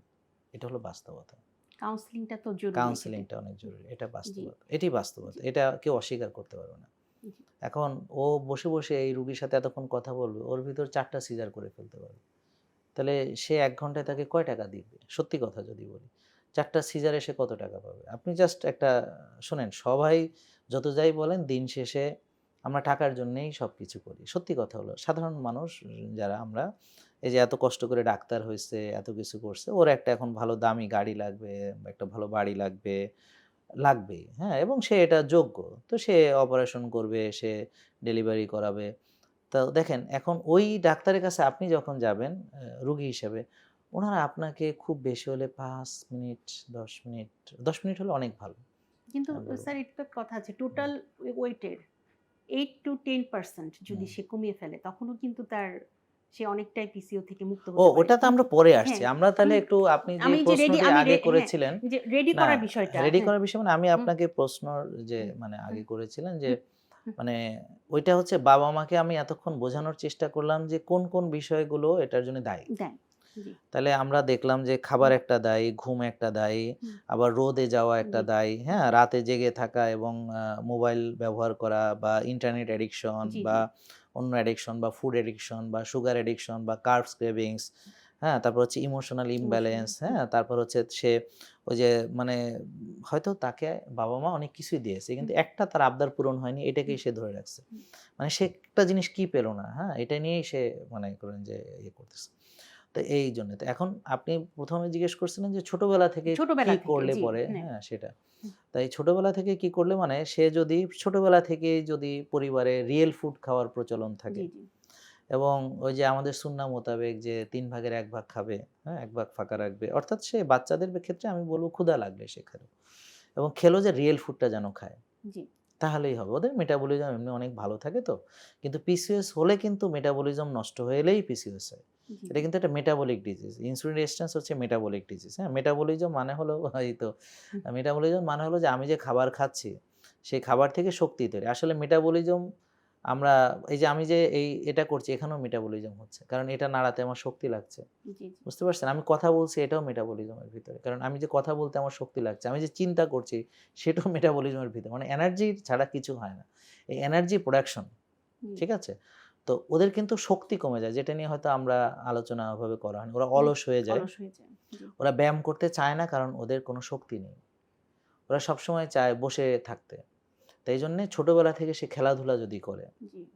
ধরেন আমি একটা রুটিন দিয়ে দিই যে একটা জি, জি স্যার। ছোটবেলা থেকে কারণ আপনি তো স্যার এই রিয়েল ফুড বিষয়গুলো খাবে, নিয়ে হ্যাঁ, দীর্ঘদিন শাকসবজি, ধরে ডিম, কাজ মাছ, করছেন। মাংস, জি, ভালো হুম, তেল, ঘি। হুম, এখন স্যাচুরেটেড হুম, ফ্যাট এফডিএ হুম, বলেছে, ইউএসডিএ বলেছে, হুম, ইটস ওকে। ডিমের কুসুম খাবে, ঘি খাবে, নারকেলের তেল খাবে, অলিভ অয়েল খাবে, হ্যাঁ? ভালো, ভালো এগুলো সব খাবে। সবজি, ডিম, মাছ, মাংস খাবে। তারপর হচ্ছে রিয়েল মানে হোল গ্রেইন কার্বস খাবে, হ্যাঁ? যেমন জি, আমাদের ব্লাক রাইস আছে বা যদি কেউ কেমিক্যাল মুক্ত ঢেঁকি ছাঁটা লাল চাল জোগাড় করতে পারে, ঠিক আছে? জি, আমরা জি, যেমন ওই যে ফুল ফাইবার, হ্যাঁ? লাল চালের খিচুড়ি আমরা যেমন এখানে হ্যাঁ, এখন নতুন এড করেছি। হুম, তো এরকম সে স্টিল কার্স অর্গানিক ওটস আছে। মানে আমি বলছি যে আবার কিনোয়া আছে, হ্যাঁ? হুম, বাকহুইট আছে। মানে দেয়ার আর লট অফ মানে কমপ্লেক্স কার্বোহাইড্রেট। কমপ্লেক্স তো কার্বোহাইড্রেট। সে হুম, কমপ্লেক্স কার্বোহাইড্রেটের ভিতরে থাকবে আর হুম, হচ্ছে প্রসেসড আল্ট্রা প্রসেসড ফুড বাদ দিয়ে সে রিয়েল ফুডগুলো খাবে। এই ক্ষুধা লাগলে খাবে। হ্যাঁ? ক্ষুধা থাকতে, থাকতে খাওয়া শেষ করবে। আর হচ্ছে সে ৯টা থেকে ১০টা এর ভিতর ঘুমাতে হবে। জি, বাচ্চাদের ৮ ঘন্টা ঘুমাতে হবে। ৭ থেকে ৮ ঘন্টা। যারা স্টুডেন্ট তাদের ৮ ঘন্টা মিনিমাম। ৯ ঘন্টাও হতে পারে। ৮-৯ ঘন্টা বা এটা তো পসিবল না এজন্য আমি ৭-৮ ঘন্টা বলছি। জি, বাট পসিবল হলে ৯-১০ ঘন্টা। দেখবেন যে যারা আগের যে আইনস্টাইন বা ওদের সময়কার দেখবেন ১০ ঘন্টা ঘুমাতো এরা, ৯ ঘন্টা ঘুমাতো। তখন সবাই এরকম মানে সবাই ৯-১০ ঘন্টা ঘুমাইতো তখন। তো যাই হোক, তো এখন খেলাধুলা সে বিকেলে করবে। জি, বিকেলে যেমন আমরা করতাম। আর যদি সে ধরেন খেলাধুলা করতে পারছে না, তাহলে সে সকালে কিছু অ্যাক্টিভিটি করতে পারে। সকালে আর্লি উঠলো, নামাজ পড়লো, পড়ে সে একটু মানে হয়তো সাইক্লিং করলো বা ঘাসে হাঁটলো বা রোদে মানে সূর্য ওঠা দেখলো, এরকম কিছু একটা অ্যাক্টিভিটি তার মানে যেটা তার জন্যে সম্ভব। আর না হলে সে বিকেলে খেলাধুলা করবে। হ্যাঁ? একটু আউটডোরে খেললে ভালো হবে। যতটা সম্ভব আউটডোরে খেলতে হবে। তো সে জিম করতে পারে, জিম সকালেও করতে পারে, বিকেলেও করতে পারে। যদি সে জিমে যায় মানে আগে থেকে। তো ছোট মানুষ তো আর জিম-টিম করে না। ওদের জন্য খেলাধুলা, ছোটদের কথা বলছি। ওরা খেলাধুলা করবে। এখন ক্ষুধা লাগলে খাবার, দুপুরে এসে একটু রোদে যাওয়ার চেষ্টা করবে। তো এখানে আমাদের সবাইকে মেয়েদের রোদের ব্যবস্থা করতে হবে। হ্যাঁ, যেমন আমি সবাইকে অনুরোধ করছি যে যারা নিজেদের বাড়ি বা যাদের ভাড়া বাসা, তো আপনারা একটা ছাদে রুম করুন। উপরে ফাঁকা থাকবে এতে, আর রুমটা একদম উপরের দিকে করতে হবে যেন অন্য ছাদ থেকে দেখা না যায়। একটু যথেষ্ট উঁচু করতে হবে যেমন আশেপাশের ছাদ থেকে দেখা যাবে না। তো ওখানে ডোর একটা লক থাকবে। তো ওখানে ভিতরে গিয়ে মেয়েরা রোদ পোহাবে। জি, জি। ছেলেরা তো আমাদের সতর, আমি রোদ যেকোনো জায়গায় পোহাতে পারি। মেয়েদের রোদ পোহানোর জন্যে যেমন আগে আমরা যখন ছোট ছিলাম, ও এদের ভিটামিন ডি কিন্তু চেক করতে হবে। ওগুলো আমি পরে আসছি। পরে ইনসুলিন আসছে, রেজিস্ট্যান্স জি। এগুলো হুম, নিয়ে আমরা পরে আলোচনা করব। তো রোদ পোহানো। তো এখন আমরা যখন গ্রামে ছিলাম তো আমাদের পুকুর ছিল। তা পুকুরে মেয়েদের আলাদা, আমাদের ছেলেদের আলাদা। তো ছেলেদের তো ওপেন, আর মেয়েদেরটা ঘাটলা দেওয়া এবং ওই যে মানে ঘেরাও দেওয়া। ঘেরাও করা। জি। আবার ওরা একটা বাথরুমের মতো করছে। কিন্তু দেখবেন ওগুলোর ছাদ নাই, বাট ঘেরাও দেওয়া এরকম। হ্যাঁ? তা এভাবে রোদ রুম করতে হবে মেয়েদের জন্য। মেয়েদেরকে রোদ পোহানোর ব্যবস্থা করতে হবে। কারণ ভিটামিন ডি খুবই ভাইটাল, খুবই গুরুত্বপূর্ণ এবং পিসিওএস এর জন্য। জি। তাহলে অনেক রিসার্চ আছে এগুলো নিয়ে, হ্যাঁ? এটা দরকার। তাহলে সে যদি খুব সংক্ষেপে সে যদি ৯-১০ ঘন্টা বা ৮-৯ ঘন্টা ঘুমায় বা ৭-৮ ঘন্টা ঘুমায়, সে যদি আর্লি ঘুমাতে যায়, হ্যাঁ? সে যদি ভোরে ওঠে, আচ্ছা এখন বলতে পারেন যে সে তো রাত্রে যদি সে ৭-৮ ঘন্টা না হয় তো দিনেও সে দুপুরের পরে ঘুমাতে পারে। আচ্ছা। দিনেও ঘুমাতে পারে যে স্কুলে আসলো, কষ্ট হুম, হয়েছে তো ১ ঘন্টা ঘুমায় নিল। এটা জি। কিন্তু ব্রেনের জন্যে ভালো হুম, এবং পড়া মনে রাখার জন্যে ভালো। ঠিক আছে? জি। তো ভোরে উঠলো, সে সূর্যোদয় দেখলো, সে দুপুরে গোসলের আগে একটু রোদ লাগালো, সে বিকেলে অ্যাক্টিভিটি করলো বা সকালে করলো, জিম করলো, সে একটু অ্যাক্টিভিটি করলো, ক্ষুধা লাগলে খেলো, হ্যাঁ? এবং খাওয়াটা ৬টা-৭টার মধ্যে শেষ করলো। এ কটা মানলে ওর আর পিসিওএস হবে না। জি, পিসিওএস না মানে ওর আসলে ডায়াবেটিস, মেটাবলিক, হ্যাঁ? জি, ওর ভবিষ্যতে যদি এভাবে সে জি, জি, বেড়ে জি। ওঠে, তা ৬০-৭০ টা রোগী হবে না। আচ্ছা। স্যার, এই আপনি তো দীর্ঘদিন ধরে এগুলো বলে আসছেন জি, এবং আপ্রাণভাবে চেষ্টা করে যাচ্ছেন জি, জ্ঞান দিয়ে যেতে। হ্যাঁ। কিন্তু আসলেই কি আমরা বাবা-মারা কতটুকু কনসার্ন এক্ষেত্রে? আমরা কি এখনো সেই পড়াশোনার পিছনেই ছুটাচ্ছি, না, কয়েকটা পড়াশোনার কোচিং বিষয়টা একটু আসবে। কয়েকটা কোচিং এ দিচ্ছি, না, নাচ না, শিখছে, পড়াশোনার গান বিষয়টা শিখছে। আসবে। পড়াশোনার কিন্তু বিষয়টা আমরা আসবে। আসলে কতটুকু খেলাধুলার জন্য তাদেরকে এনগেজ করছি বা এক্সাক্টলি, কতটুকু হ্যাঁ। এই বিষয়টা কিন্তু না, স্যার। না, আমি হুম, একটু ওই যে প্রিয় দর্শক, হুম, আপনারা যদি ভাবেন যে আপনি পড়াশোনা করাচ্ছেন, আপনি ভুল করছেন। ভুল করছেন কেন? কারণ এভাবে চললে মানে ওই যে আমি যেভাবে বলছি এর হুম, বিপরীত চললে ওর ব্রেন আস্তে, আস্তে নষ্ট হতে থাকবে। হুম, ব্রেন ফাংশন কমতে থাকবে।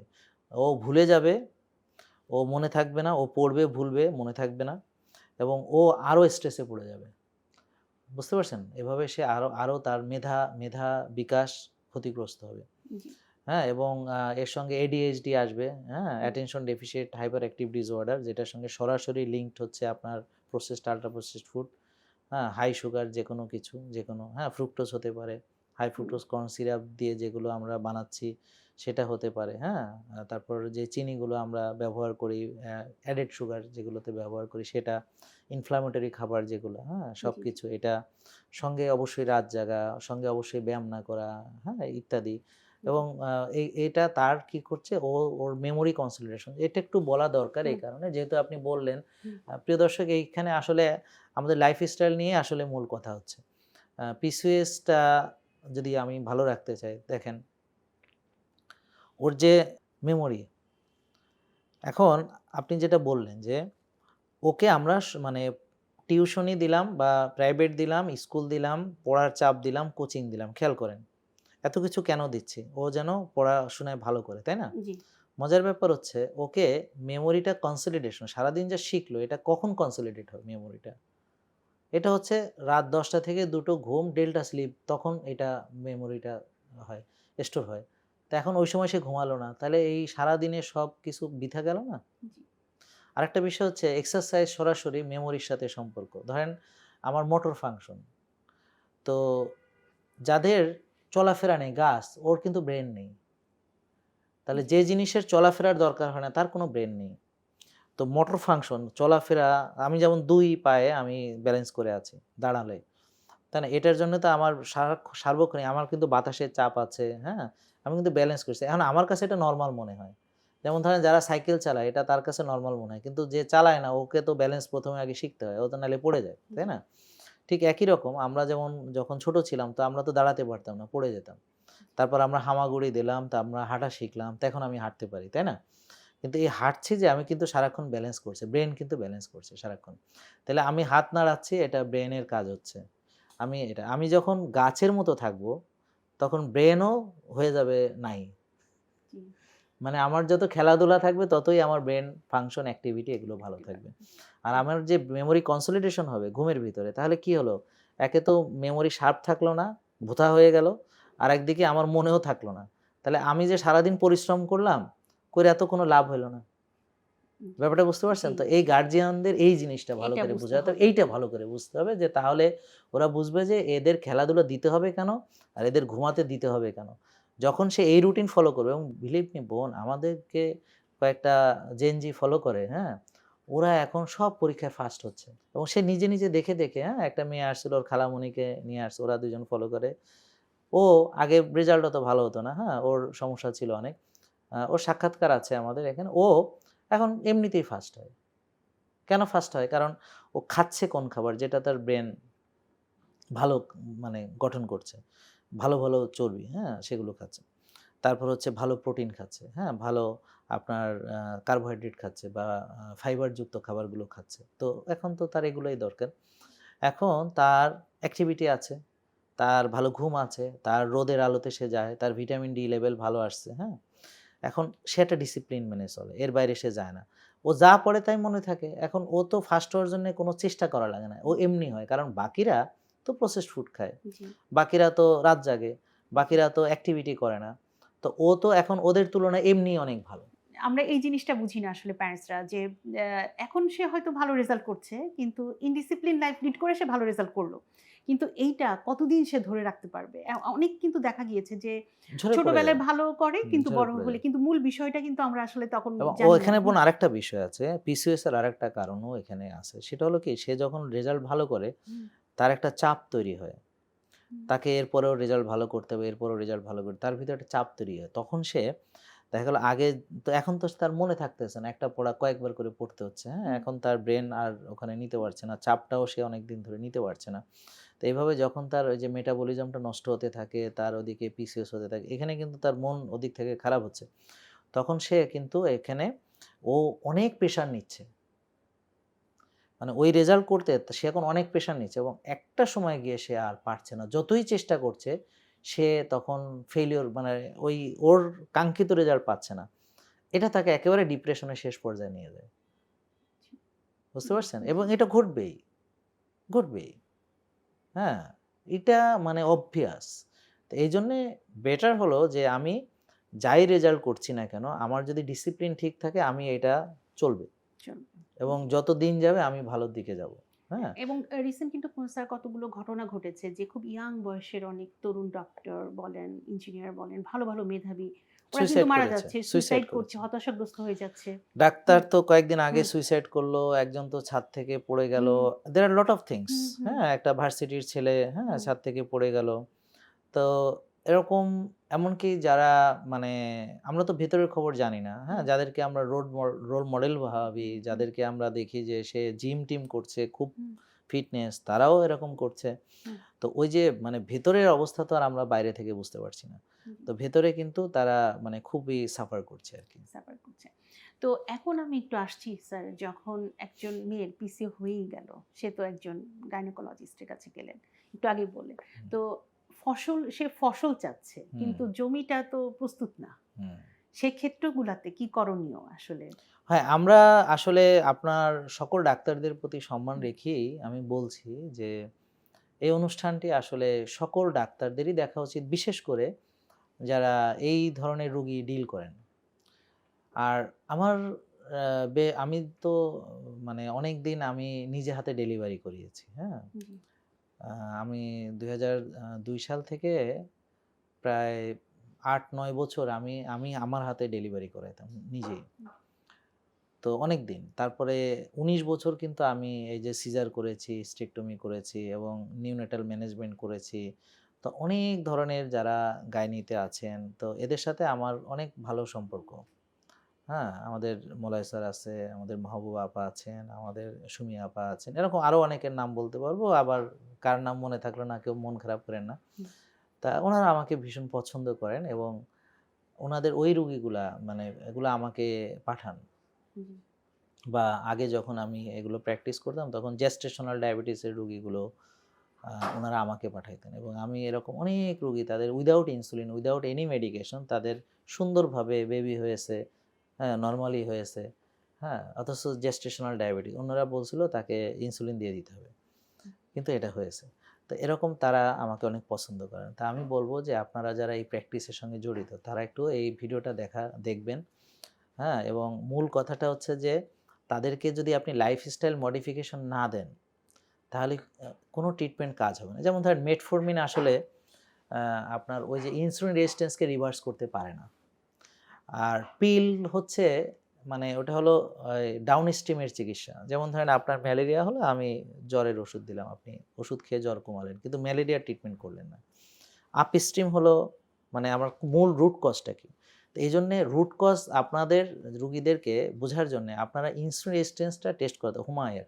কিন্তু দুঃখজনকভাবে কেউই হোমায়ার করায় না। হুম, কেউ করে না। ইনসুলিনও দেখে না। কেউ টেস্টোস্টেরনটা দেখেন, কিন্তু অনেকে টেস্টোস্টেরনও দেখেন না। হ্যাঁ? তো মেয়েদের টেস্টোস্টেরন লেভেল এখন অনেকে দেখে। কিন্তু ইনসুলিনটা যে দেখা দরকার। কারণ টেস্টোস্টেরন কেন বাড়লো? জি, হ্যাঁ, এটা তো আমাদের দেখা দরকার। তো তো ওই ওই জিনিসটা হুম, আরকি, হ্যাঁ, তো হুম, এটা আমি ওনাদের জন্য হুম, বলতে চাই যে দেখেন আমি যে পিল দিলাম, পিল হুম, দিয়ে ওর রেগুলার করার জন্য, হ্যাঁ? জি, তো সেটা কি আমি কিছু হরমোন দিচ্ছি তাকে। হরমোন দিয়ে এটাকে ঠিক করছি। কিন্তু রুট কজ যখন আমি সলভ করব তখন কিন্তু পিল লাগবে না। এমনিতেই তার আমাদের যেমন হাজার আ ফ্যামিলির বাচ্চা হয়েছে, হাজার এই যে যারা পিসিওএস থেকে এই কয়েকদিন আগে একটা প্রোগ্রাম আমি দিলাম। যে একজন দিদি উনার একদম মুখ ভর্তি দাড়ি ছিল। তো এখন আমাদের ফলো করে একদম ভালো। তাদের এই যে জি, অবাঞ্ছিত কিছুই নেই। জি, তো এই জিনিসটা এইজন্যে আমাদের রুট কজটা তাদেরকে অ্যাড্রেস করার জন্য অবশ্যই তার ভিটামিন ডি লেভেল জানতে হবে। উনারা যে টেস্ট করাচ্ছে যেমন আল্ট্রাসোনোগ্রাফি করাচ্ছে ঠিক আছে। হুম, বা অন্যান্য হরমোনও টেস্ট করাচ্ছে সেগুলোও ঠিক আছে। ওকে। এতে আমার কোনো আপত্তি নেই।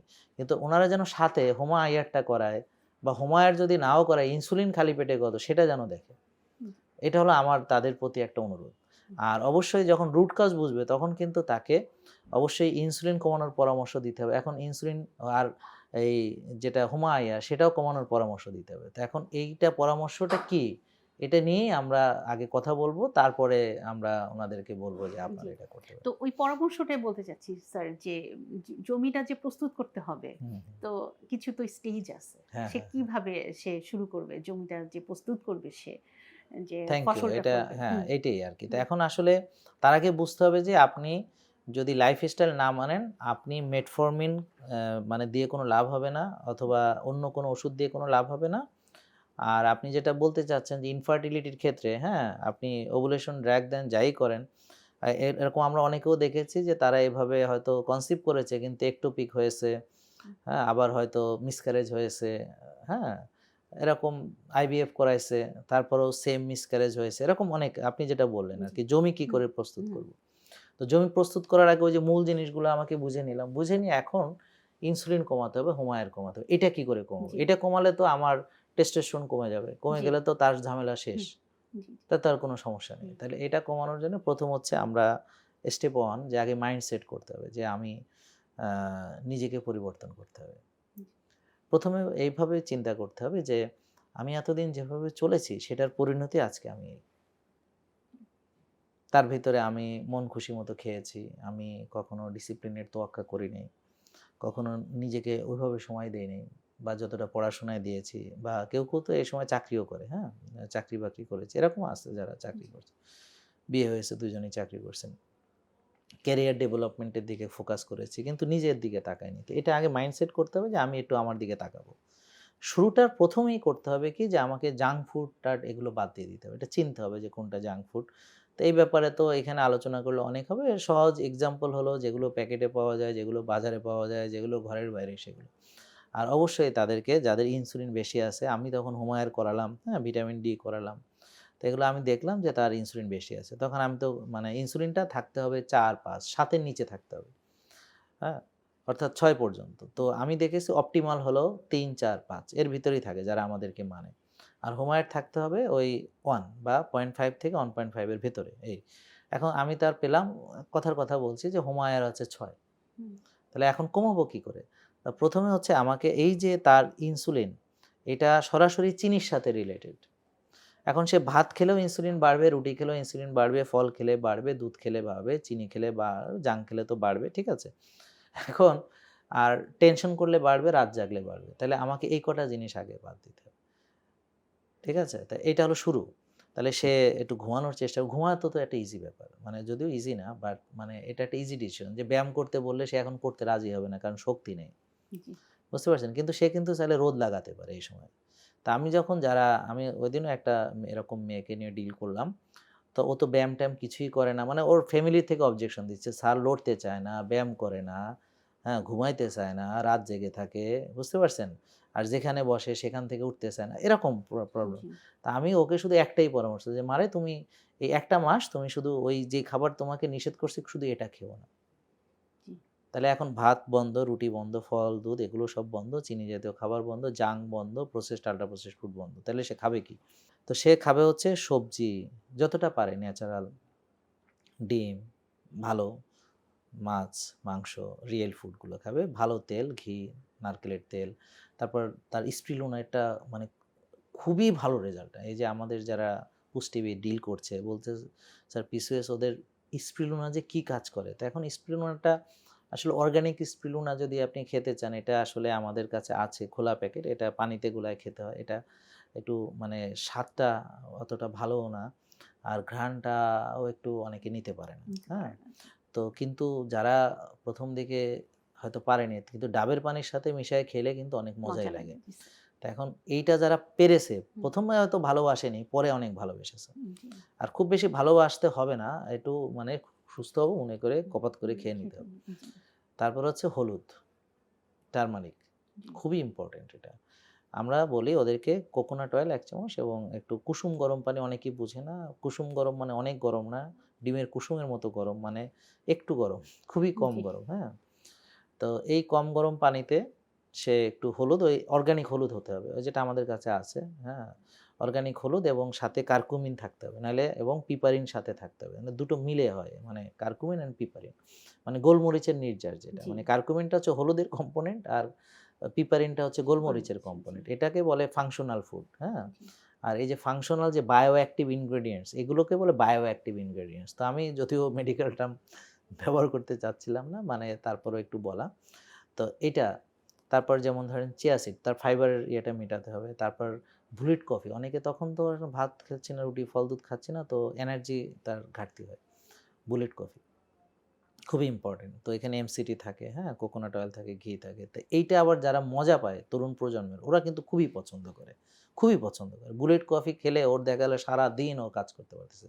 কোনো সমস্যা হচ্ছে না। তো এই জিনিসগুলো তাকে, আরো আছে অনেক কিছু আরো যেটা আছে। জি, হচ্ছে আমাদের ডাক্তার পুষ্টিবিদের সরাসরি পরামর্শে যেমন তার ভিটামিন ডি হয়তো সাপ্লিমেন্টেশন লাগতে পারে। তারপর তার গাট হেলথ এর জন্য প্রোবায়োটিক্স লাগতে পারে। তার কফি এনেমা লাগতে পারে। ডিটক্সিফিকেশন জি, এগুলো অনেক কিছু আছে। কিন্তু এটা তো ধাপে, ধাপে হবে। ধাপে, ধাপে। তা ১ম হচ্ছে যে সে ওই খারাপ খাবার খেলো না, ভালোটা খেলো এই খাবার। খাবার এইভাবেই খাবে। এখন ১ম এই সে কম খাবে না। যে ভুলটা সবাই করে যে ১ম এই সে অল্প, অল্প খায় যে হুম, আমি হুম, ওজন কমাবো। অনেকেরই তো ওজন বেশি হুম, থাকে, আমি কম খাবো। তো এইটা করা যাবে না। তা ১ম এ সে ধরেন এই এতগুলো খাবার সে বাদ দিল। তো এখন এটা খাচ্ছে। হুম, হ্যাঁ? তার ভিতরে আবার কিছু, কিছু নতুন আইটেম আছে, ভিনেগার আছে। তো এখন সে ভিনেগারের গন্ধটা হয়তো ভাল লাগতেছে না। তো এইজন্য আমরা বলব যে আপনার যেটা আমরা যা দিচ্ছি এর ভিতর যেটা আপনার পছন্দ সেটা দিয়ে আপনি শুরু করেন। জি, জি, পরে আপনি যেগুলো পারছেন না পরে পারবেন, হ্যাঁ? তো যাই হোক, খাওয়া, খেলো, পেট ভরেই খেলো, অসুবিধা নেই। তার মানে তো ওর অতিরিক্ত নয়, হ্যাঁ? পেট ভরে খেলো। তো আস্তে, আস্তে দেখবেন ওর ক্ষুধা কমে যাবে। যখনই ক্ষুধা কমবে আসলে মূলত তাকে ইন্টারমিটেন্ট ফাস্টিং বলে। তাহলে খেলে আমার ইনসুলিন আসছে, চিনি খেলে বেশি আসছে। তো আমি চিনি-টিনি এগুলো খাওয়া কমালাম, কার্বোহাইড্রেট কমালাম। তো ইনসুলিনটা একটু কমলো। তারপর আমি যখন ফাস্টিং করলাম, যে একটা ১২-১৪ ঘন্টা, ১৬ ঘন্টা, ১৮ ঘন্টা কিছুই খেলাম না, পানি খেলাম এরকম। তখন আমার ইনসুলিনটা আরো কমবে। জি, ইনসুলিনটা আরো কমবে। ব্যায়াম করলে আরো কমবে। ভালো ঘুম হইলে আরও কমবে। আর শ্বাসের ব্যায়াম করলে, মানসিক প্রশান্তির চর্চা করলে, রোদ্রে গেলে, ঘাসে হাঁটলে আরও কমবে। তো ইনসুলিন যত কমবে রোগীটা তত মানে আর রোগী থাকবে না, সুস্থ থাকবে। ধাপে ধাপে সে ধাপে, ধাপে। সুস্থতার তখন পথে। তার ওই যে হরমোনের হুম, ব্যালেন্স হুম, চলে হুম, যাবে, তারপরে ইনসুলিন কমবে, হুম, টেস্টোস্টেরন কমবে। ইনসুলিন কমলে শরীর থেকে অতিরিক্ত পানি বেরিয়ে যাবে। তখন আবার একটু পিঙ্ক সল্ট পানিতে মিশিয়ে খেতে হবে। জি, জি, এখন অনেকে কি করে ওই পিঙ্ক সল্টটা মেশায় না, বুঝে না। হুম, তো এখন হঠাৎ তখন সোডিয়াম ক্লোরাইড আপনার একটু ঘাটতি হয়ে যেতে পারে, জি, জি, হ্যাঁ? হুম, তো এখন হঠাৎ করে বসা থেকে দাঁড়ালে মাথা ঘুরে পড়ে যেতে পারে বা মাথা ঘুরে উঠতে পারে। তো এটা তো হুম, অনেকে বুঝে না। তো যারা আমাদের ফলো করে যে ভাত খানি, রুটি খানি, ফল খানি, দুধ খানি। তো এখন হয়েছে কি ওর তো ইনসুলিন বেশি ছিল। এখন তো ইনসুলিন কমছে। কমলে পরে অতিরিক্ত যে পানিটা এটা তো বেরিয়ে যাচ্ছে। বেরিয়ে যাচ্ছে। প্রস্রাবের সঙ্গে বেরিয়ে হুম, যাচ্ছে। হুম, অ্যান্ড প্রস্রাবটা যে হচ্ছে ইউরিনটা, ইউরিনের সঙ্গে তো আপনার সোডিয়াম, ক্লোরাইড, পটাশিয়াম সবই চলে যাচ্ছে। জি, এখন সে তো খাচ্ছে স্বাভাবিক পানি মানে জি, বা জি, হয়তো ফিল্টার ওয়াটার। শুধু H2O খাচ্ছে, জি, পানি খাচ্ছে, হ্যাঁ? কিন্তু মিনারেল ওয়াটারও হয়তো খাচ্ছে না। কারণ সে তো ওই যে ফিল্টারের পানি, হ্যাঁ? তো এখন ওই পানি খাচ্ছে কিন্তু বেরিয়ে তো যাচ্ছে অনেক কিছু। জি, এজন্য তাকে অবশ্যই একটা কচি ডাব ডেইলি খেতে হবে। এটা খুবই ম্যান্ডেটরি। এটা যারা খাবে না ওরা সাফার করবে, হুম, পস্তাবে, বিরাট হুম, পস্তানি। আর অবশ্যই একটু হিমালয়ান পিঙ্ক সল্ট আমাদের কাছে আছে। ওখানে প্রায় ৮৪ টা মিনারেলস জি, আছে। জি।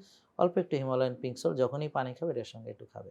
এই যে পুষ্টিকর পানি, পানিটাও যে পুষ্টিকর হতে পারে এটাও কিন্তু অনেকেই আসলে জানে না আমাদের স্যার। তো হচ্ছে হুম, 75% হচ্ছে ওয়াটার। যেমন জি, আগে আরো বেশি ছিল। এখন তো হুম, মানুষের পানি ধারণ ক্ষমতা জি, কমছে। জি, একসময় 80% ছিল, এখন হুম, 75% এও মানে আরো নিচেও হুম, এখন অনেকে 60% মানে পানি নাই, জি, শরীরে জি, পানি নেই। তো এখন এইটা একটা বিরাট প্রবলেম। হুম, হ্যাঁ?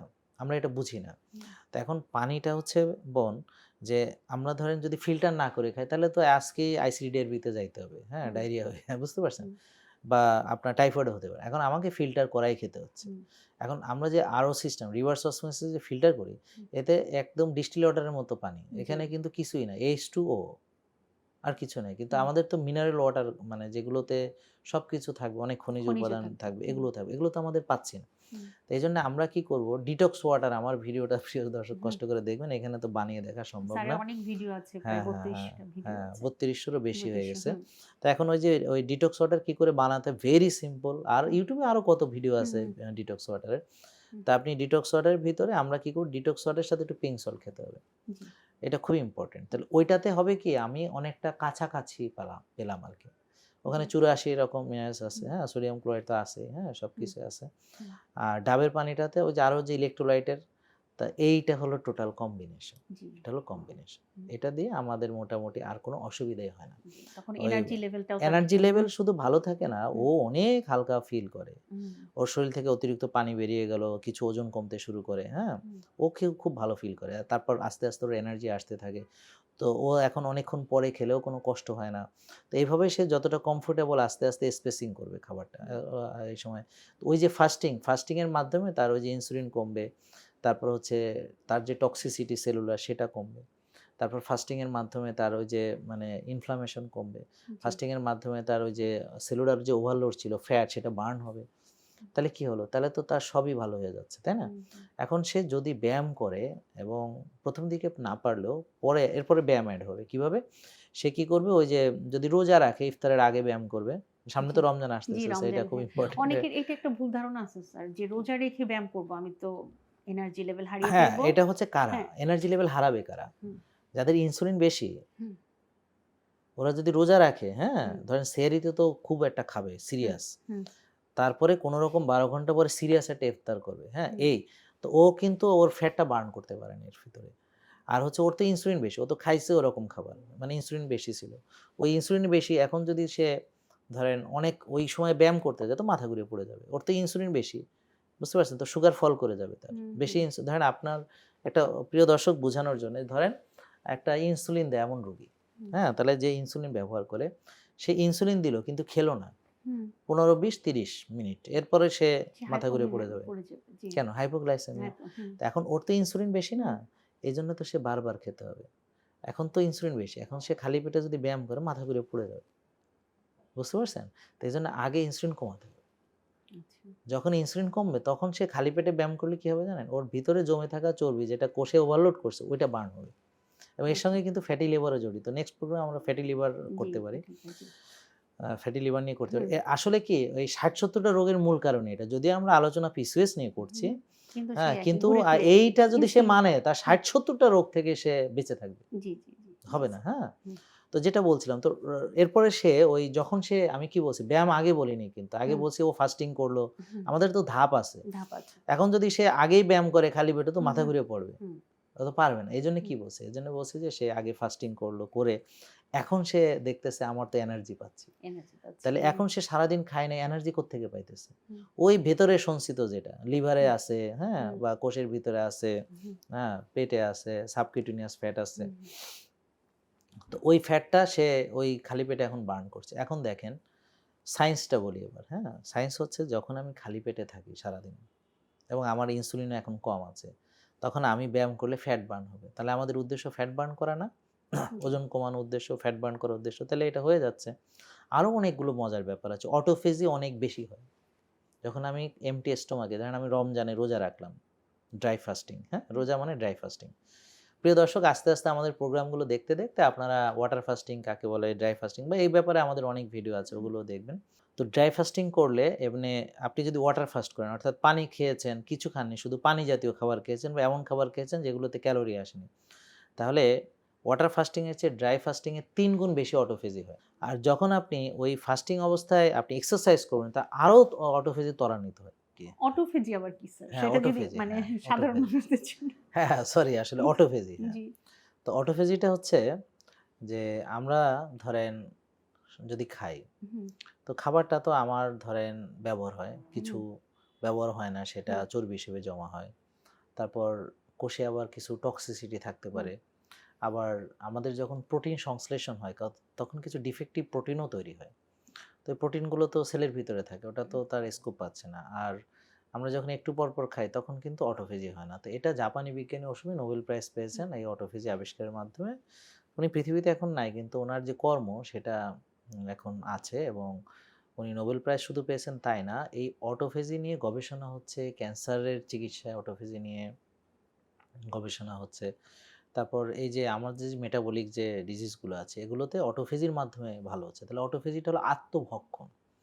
অর্থাৎ একটা কোষের ভিতরে যে জিনিসগুলো অপ্রয়োজনীয় বা যেটা ক্ষতিকর সেটাকে রিপ্লেস করা হয় একটা ভালো কিছু দিয়ে। জি, বুঝতে পারছেন? জি, তো মানে আত্মভক্ষণ এটাকে খেয়ে ফেলে যেটা ভালো না, তারপরে আবার সেটাকে রিপ্লেস করে ভালো কিছু দিয়ে। ধরেন একটা সেলের অর্গানের সাথে এমনকি একটা আস্ত সেলও হতে পারে যে একটা সেল ভালো না এটাকে নষ্ট করে আবার একটা ভালো সেল দ্বারা প্রতিস্থাপিত। এটাও হতে পারে। ওই সেলুলার যে টক্সিসিটি মানে ডিটক্সিফিকেশন হয়। আর হচ্ছে ওই যে প্রোটিনগুলো ডিফেক্টিভ ছিল এটাকে রিসাইকেল করা হয়। অর্থাৎ কি? যেমন ধরেন ভাঙা-চোরা গ্লাস থেকে আবার নতুন গ্লাস বানানোর মতোই। তো ওই যে যেগুলো ছিল ওগুলোকে বডি আবার নতুন করে ব্যবহারযোগ্য ভালো প্রোটিনে তৈরি করে। জি, ওটাকে নিয়ে, হ্যাঁ? রিসাইকেল করে। এখন তো অনেকে রিসাইকেল বুঝে। তাহলে এই ঘটনাগুলো ঘটে তখনই যখন আপনি কিছু খাচ্ছেন না। তো অনেকক্ষণ কিছু খাচ্ছেন না, অনেকক্ষণ কিছু খাচ্ছেন না, অনেকক্ষণ কিছু খাচ্ছেন না। তো বডি তো ১ম এ গ্লুকোজ ব্যবহার করে ফেলে।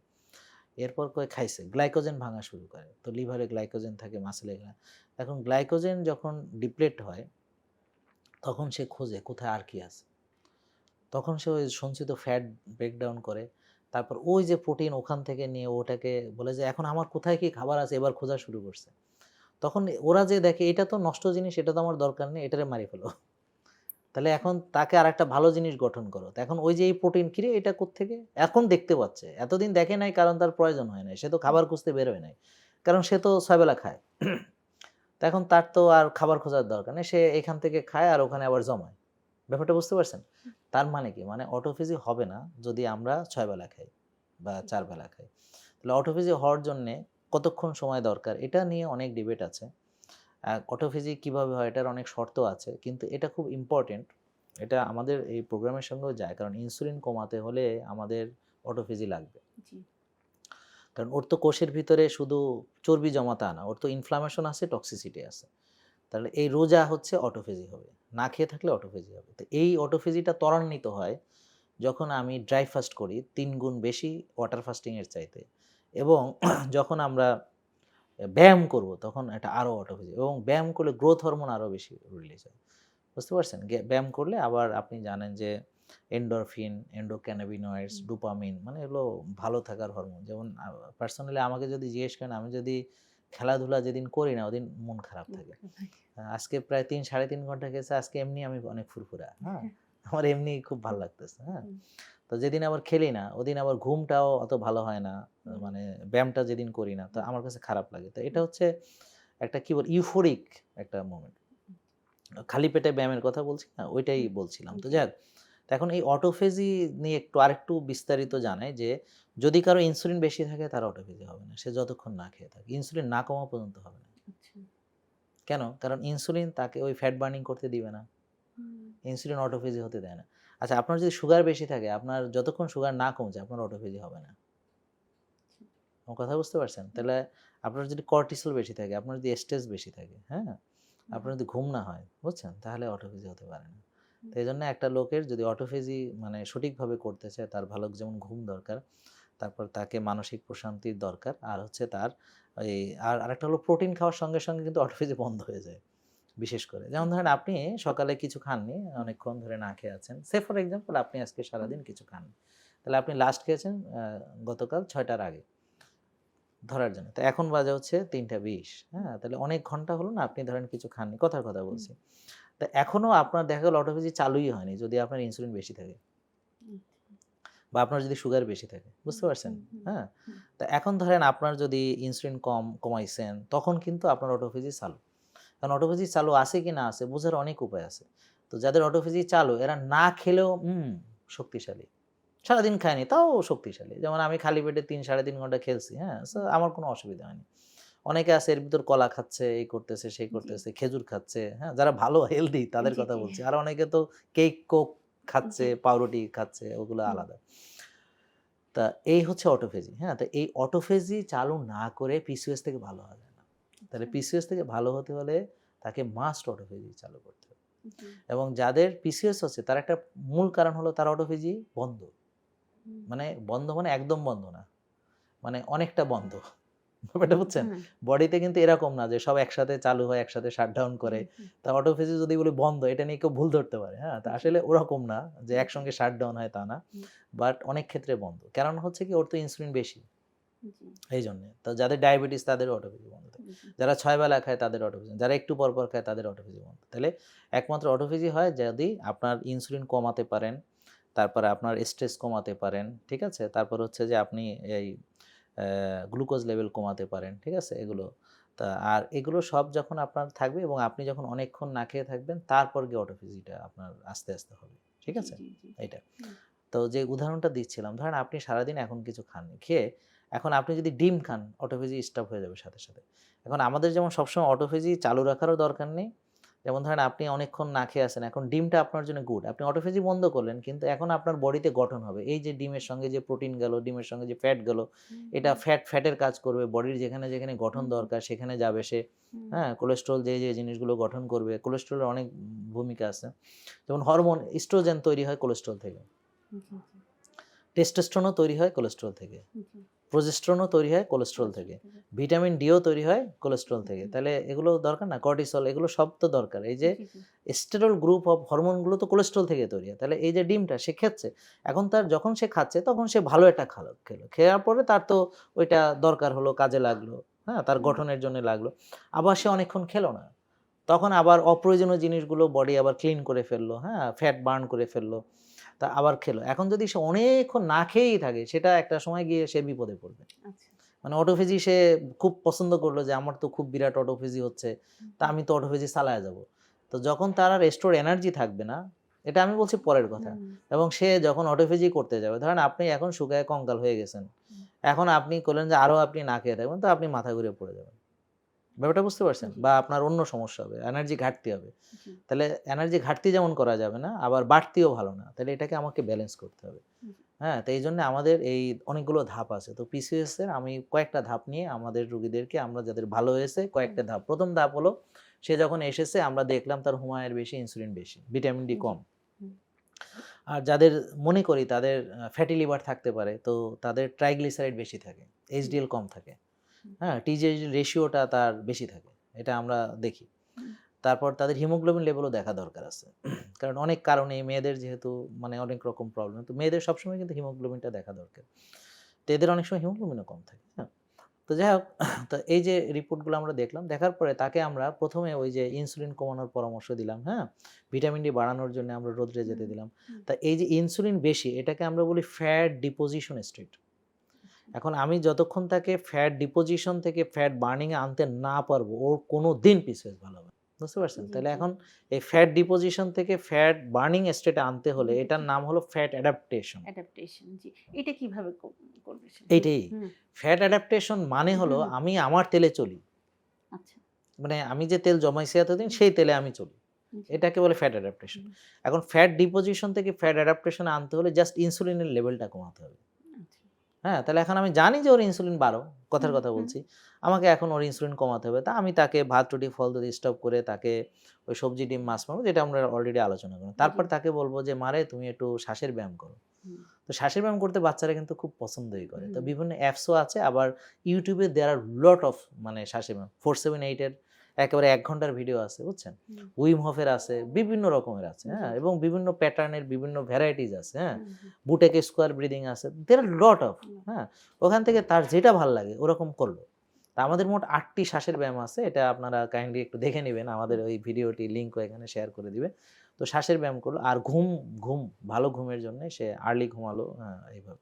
তো এখন এভাবে চলতে, চলতে তখন তার আস্তে, আস্তে ক্ষুধা কমলো। ক্ষুধা কমলে এখন দেখে সে অনেকক্ষণ না খেয়ে থাকলেও কষ্ট হচ্ছে না। তখন হুম, বুঝবো ও আস্তে, আস্তে ফ্যাট অ্যাডাপ্টেশন হয়ে হুম, এখন ফ্যাট বার্ন করা শুরু করছে। যখনই বুঝবো যে ও ফ্যাট বার্ন করা শুরু করছে, তখনই আমরা আরো বেশি ফ্যাট বার্ন করার জন্য তাকে ফাস্টিং উইন্ডো বড় করে দিব। আচ্ছা। এখন ওই সময় যদি সে এখন যদি কার্বস নেয় তাহলে কিন্তু ওর অটোফেজি বন্ধ হয়ে যাবে। ফ্যাট বার্নিং হুম, কিন্তু আবার বন্ধ হয়ে যাবে। হুম, তা ওই সময় বেশ কিছুদিন তাকে কার্বস অত বেশি নেওয়া যাবে না। হুম, কম করে নিতে হবে আরকি, হুম, হ্যাঁ?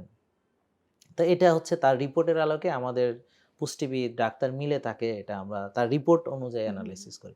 তাহলে দেখেন, তাহলে ফ্যাট ডিপোজিশন থেকে ওকে আমরা ফ্যাট বার্নিং এ আনলাম। এখন হুম, ফ্যাট বার্ন হচ্ছে। হুম, তা আমরা যদি এই কন্টিনিউয়াস প্রসেসটাকে কন্টিনিউ বা ত্বরান্বিত করতে চাই, তাহলে আমি যত ফাস্টিং উইন্ডো বাড়াতে পারবো, হুম, ও মানে ওকে কষ্ট না দিয়ে, সাফারিংস না দিয়ে, হ্যাঁ? মানে সে কমফোর্টেবলি কতক্ষণ না খেয়ে থাকতে পারে। তো ফাস্টিং উইন্ডো আমি বাড়াচ্ছি। তো যত ফাস্টিং উইন্ডো বাড়বে তার তত তাড়াতাড়ি তার হিলিংটা হচ্ছে, মানে ফ্যাট বার্নিং হচ্ছে। জি, জি, তার সঙ্গে যদি সে ব্যায়াম করে, তার সঙ্গে যদি সে রোদ্রে যায়, তার সঙ্গে যদি সে ভালো ঘুমায়, তার সঙ্গে যদি সে শ্বাসের ব্যায়াম করে, তার সঙ্গে যদি সে ঘাসে হাঁটে, তার সঙ্গে যদি সে সূর্যোদয় দেখে, তার সঙ্গে যদি সে কফি এনামো করে, তাহলে সবকিছু মিলে সে খুব দ্রুত সে রিকভার করে। খুব হুম, দ্রুত রিকভার করে। জি, এখন ধরেন করতেছে রিকভার করে, দেখা গেল এখন আর ক্ষুধা বেড়ে গেছে। এখন আর না খেয়ে এতক্ষণ থাকতে পারছেন। তখন বুঝবেন যে ওর ফ্যাট বার্নিং অনেকটাই হয়ে গেছে। হুম, তখন আমরা আবার তাকে যখন দেখব ওর হোমায়ের কমে গেছে। তারপর দেখব যে ওর ইনসুলিন কমে গেছে, হ্যাঁ? তারপর ওই যে রোদে গেছে, ভিটামিন ডিও বাড়ছে, হ্যাঁ? তারপর টিজি কমছে। তারপর তাকে ভালো ফ্যাট খেতে দিছে, এইচডিএল বাড়ছে। তো এগুলো দেখে-টেখে আবার হিমোগ্লোবিনও বাড়তেছে। কারণ সে মাংস খাচ্ছে, হ্যাঁ? হুম, গরুর মাংস খাচ্ছে, খাসির মাংস খাচ্ছে, সে কলিজা খাচ্ছে, সে শাক খাচ্ছে, বিশেষ করে কচু শাক খাচ্ছে। মানে হুম, যেগুলোতে তার, তারপরে ভালো ফ্যাট-ট্যাট সবই খাচ্ছে। তো এখন কি হলো, তার দেখেন ২ টো ধাপ। একটা বললাম যে ফ্যাট ডিপোজিশন, আরেকটা হলো ফ্যাট অ্যাডাপ্টেশন হয়ে তারপর হলো ফ্যাট বার্নিং হলো। এখন হলো যে এখন তো ফ্যাট বার্নিং তার মোটামুটি শেষ। এখন এর চেয়ে বেশি যদি সে করতে যায়, অনেকে আছে একেবারেই স্লিম হয়ে যাবে, এটা কিন্তু দরকার নেই। কারণ একসঙ্গে অনেক ফ্যাট বার্ন করলে তখন সে হঠাৎ করে মাথা ঘুরে পড়বে, গ্লাইকোজেন ডিপ্লেশন হবে। লিভারে গ্লাইকোজেন ডিপ্লেশন হলে বসা থেকে উঠে থাড়াম করে পড়ে যাবে, এনার্জি পাচ্ছে না। একটা হুম, বিপত্তি হুম, ঘটবে। হুম, ঠিক আছে? হুম, তখন কিন্তু আমি ওই পর্যায়ে যাব না। এজন্যে ওদের উচিত হচ্ছে ১ মাস পরে আবার আসা, ২ মাস পরে, মানে ফলো আপ মনিটরিংটা, এটা। ফলো আপটা থাকতে হবে। তো যখন সে ফলো আপ করবে তখন দেখব যে ওর ফ্যাট বার্নিং হইছে। জি, এবার আমরা তাকে মেইনটেইনিং এ ধীরে, ধীরে নিয়ে আসবো। কি করব? জি, তাকে এই যে এখন তাকে ভালো ফ্রুটস এড করব। ফ্রুটস যেগুলো সিজনাল ফ্রুটস, যেগুলো দেশি ফল, যেগুলো টক মিষ্টি ফল, হুম, যেগুলো কেমিক্যাল ফ্রি, হ্যাঁ? জি, জি, লোকালি গ্রোন যেগুলো, হুম, হ্যাঁ? এগুলো পরিমিত পরিমাণে। যেমন বেরিজ কিন্তু এটা খুব ভালো। বাংলাদেশে একটু আমরা কম খাই, হ্যাঁ? তা বড়ই বলতে পারি, হ্যাঁ? পেয়ারা আছে, কদবেল আছে, হ্যাঁ? কদবেল আছে, জি, আরো জাম্বুরা হুম, আছে, অনেক কিছুই আছে, হুম, হুম? তো এগুলো সে খেলো। তারপর তাকে মধু এড করতে পারি এই সময়। হলুদের সঙ্গে এবার একটু মধু এড করে দেব, তো আরো মজা পাচ্ছে, হ্যাঁ? হুম, ওই যে হলুদ খাইছে আগে, এখন হুম, মধুর সাথে, তো আরো মজা পাচ্ছে। তো এখন এরপর তাকে আপনি ওই যে কমপ্লেক্স কার্বস অ্যাড করা শুরু করেন, অর্থাৎ তাকে একটু ব্ল্যাক রাইস, তারপর স্টিল কার্বস, ওটস, হ্যাঁ, ওটসের খিচুড়ি, হ্যাঁ, তারপর লাল চালও হতে পারে, ব্ল্যাক রাইস হতে পারে। হুম, মানে লাল চালটা ওই যে আগেই বলেছি যে হুম, হুম, ওরকম আগে জোগাড় করতে হবে, না হলে জোগাড় অনেক করতে হবে। লাল চাল কিন্তু অনেকে খায় যেটা কেমিক্যাল যুক্ত, কেমিক্যাল ফার্টিলাইজার, পেস্টিসাইড দ্বারা উৎপাদিত, হুম, জেনেটিক্যালি মডিফাইড, হাইব্রিড, হুম, হ্যাঁ, হুম, তো আবার অনেক সময় ঢেঁকিতে ভাঙানো না, মেশিনে করা, অনেক হুম, হুম, রকমই আছে বাজারে। তো এগুলো আমাদের অ্যাভয়েড করতে হবে। তা আমাদের কাছে অবশ্যই স্টিল কার্স অর্গানিক ওটস আছে, তারপর হচ্ছে ব্ল্যাক রাইস আছে, আর আমাদের যে কিনোয়া, কিনোয়া একটা সুপারফুড, হ্যাঁ, জি, কিনোয়া, আমাদের ট্রাইকালার কিনোয়া, ওটা হয়তো এখন নাই, আসবে ইনশাল্লাহ। আর হচ্ছে আমাদের বাকুইট, বাকুইটের রুটি, অনেকে বাচ্চারা একটু রুটিও খেতে হুম, পছন্দ হুম, করে, তা ওটা খেলো, এগুলো অ্যাডস হলো। তাহলে দেখেন এখন কি হলো, এখন সে মোটামুটি ভালো কার্বস নিচ্ছে, সবজি নিচ্ছে, মাছ নিচ্ছে, মাংস নিচ্ছে, ভালো ফ্যাট নিচ্ছে। তাহলে এখন তো সে মেইনটেনিং, মানে এখন তো আবার সে সবই খাচ্ছে। সবই খাচ্ছে, তো জি, তখন আর তার আর কোনো খারাপ লাগে না যে আমি হুম, তো এখন সবই খাই। হুম, তখন আর কেউ বলে, "এই তুই ভাত খাইস না?" কই, "আমি তো ভাত খাই।" জি, আমার কথা বুঝতে পারছেন তো? এইটা হলো মেইনটেনিং। তো ধরেন এখন তো সে ফ্যাট বার্ন করে ফেলছে। হুম, এখন তো এখন মনে করেন যে ওর যে একটু স্কিনটা ধরেন একসাথে অনেক ওজন কমাইছে। জি, ধরেন প্রায় ২০ কেজি কমাইছে বা ১৫ কেজি কমাইছে। হুম, তো এখন আমরা যে ফুলানো বেলুন আছে না? বাতাস বেরোলে কি হয়? একটু চুপসে যায়, হ্যাঁ? হুম, একটু, তো এখন এগুলো কিন্তু একটা বড় কনসার্ন। তো হুম, জি, একসঙ্গে সে ধরেন ১৫-২০ কেজি তার ফ্যাট গেল। তো এখন স্কিনটা তো একটু আগের মতো নাই। জি, স্কিনটা তো একটু লুজ হয়ে লুজ গেছে, হয়ে হ্যাঁ? যাচ্ছে, জি, তা এইটার অনেকেই বুঝে না। তো আমরা যদি রোজা রাখি, রোজা রাখলে হয় কি ওই যে অতিরিক্ত যে স্কিনটা এটা অটোফেজি হয়ে যায়। আচ্ছা, ওই যে স্কিনটা ওইটা হুম, ওই রোজার ভিতরে এটা হয়। আর প্লাস মাসল বিল্ডিং করতে হবে। আচ্ছা, তাহলে আমরা এখন প্রবেশ করব মাসল বিল্ডিং ফেজে। জি, কেউ চাইলে ১ম থেকেই জিম করতে পারে। হুম, কিন্তু যদি সে আগে না করে, এখন তার জন্য মাস্ট ম্যান্ডেটরি। আর যদি সে আগে থেকেই করতে আসে তাহলে সবচেয়ে ভালো যে তাকে আর ওই পর্যন্ত আসতে হয় না। জি, তো এখন খেয়াল করেন আমরা ১ম এ এটা অনেকেই বুঝে না। ১ম এ তাকে আমরা কার্বস একেবারেই কম করে দিয়েছি। খেয়াল করছেন? হুম, দিয়ে তার ইনসুলিন-টিনসুলিন কমায় তাকে এবার ফ্যাট বার্নিং এ নিয়ে আসছে। যখন সে ফ্যাট বার্নিং করলো সে ফাস্টিং করছে। জি, না খেয়েই থাকছে। যখন খাচ্ছে তখন একটু সে প্রোটিন নিবে, একটু সে ফ্যাট, অর্থাৎ ধরেন একটা ডিম খেলেই হয়ে গেল। একটা হুম, ডিমের ভিতরে প্রোটিন, ফ্যাট সবই আছে। বা তার সঙ্গে হয়তো একটু ঘি দিয়ে আপনি ডিমটা ইয়ে করলো। আর হচ্ছে কিছু ফাইবার, মানে জি, ভেজিটেবল। হুম, এইটাই তার জন্য যথেষ্ট। জি, আর হলো ওই যে যেটা বললাম পিঙ্ক সল্ট মেশানো পানি, একটা ডাব। মানে অল্প একটু খেলেও সে কোনো খারাপ ফিল করবে না। সারাদিনে যদি একবেলাও খায়। কখন? যখন তার ফ্যাট বার্নিং চলতেছে। কারণ মূল এনার্জিটা সে ভেতর থেকে নিচ্ছে। খেয়াল জি, করছেন? তাহলে এখন সে কি করছে? ১ম দিকে কিন্তু রেস্ট্রিকশন দেই নাই। হুম, যতক্ষণ ক্ষুধা ছিল বলছি তুমি খাও যত খুশি।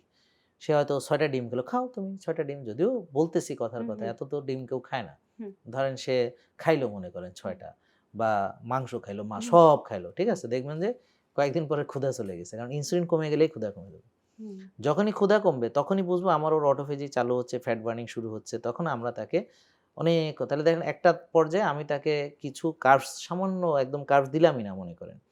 তাকে শাকসবজি, ডিম, মাংস বেশি করে খাইতে দিলাম অনেক।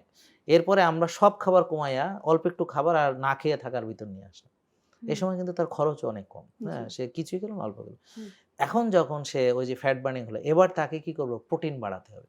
হুম, তার ওজনের 1.5 টু 2 গ্রাম, বা মেয়ে তো আপনি হুম, ধরেন 1.5 গ্রাম বা 1 থেকে 1.5 বা 1.6 গ্রাম পার কেজি বডি ওয়েট। আচ্ছা, ঠিক আছে? হুম, ছেলে হলে তো 2 গ্রাম পর্যন্ত আমরা নিয়ে হুম, যাব। তো এই প্রোটিনটা খেতে হবে। অর্থাৎ দেখা গেল সে যদি ৬০ কেজি হয় প্রায় ৯০ গ্রাম প্রোটিন তার খেতে হবে। তাহলে জি, দেখেন এখন হচ্ছে মাসল বিল্ডিং তাকে খাবার দিচ্ছি আমরা। তাহলে এইটাকে আমি ১ম এ ফ্যাট অ্যাডাপ্টেশন করালাম, হ্যাঁ? তারপর তাকে কার্বস রেস্ট্রিকশন দিলাম। তারপর হুম, আমি এখন কার্বস এড করলাম একটু, সাথে আমি প্রোটিন বাড়ায় দিলাম। জি, ফ্যাট নরমাল ভাবে থাকবে, হ্যাঁ?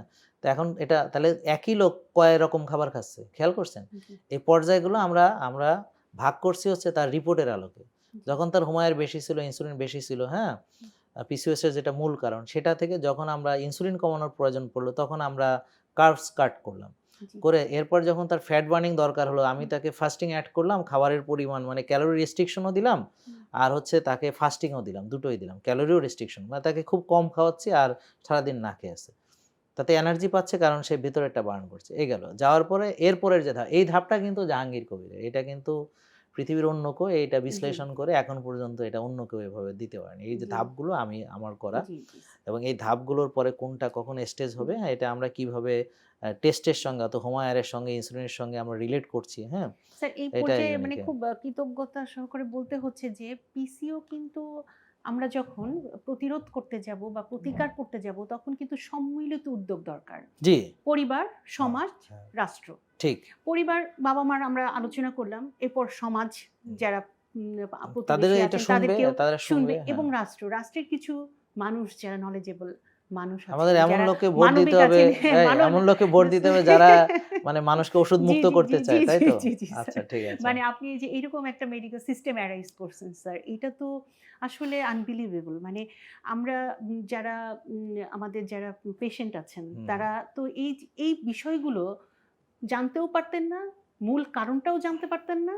না। নিজেকে হিল করারও তারা বোন, মেন্টালিটি আপনি আসতো মন না। খারাপ করবেন না। ডাক্তাররাও এটা এভাবে জানে না। Believe me. আপনি কথা বলে দেখতে পারেন। জি, জি, আপনার অনেক বন্ধু-বান্ধব ডাক্তার আছে, তাদের সাথে কথা বলেন যে ওরা এই ধাপগুলো বলতে পারে কিনা? পারবে না। জি, জি, কারণ এটা কোথাও পড়েনি তো। এটা তো এটা ধাপগুলো তো আমার করা।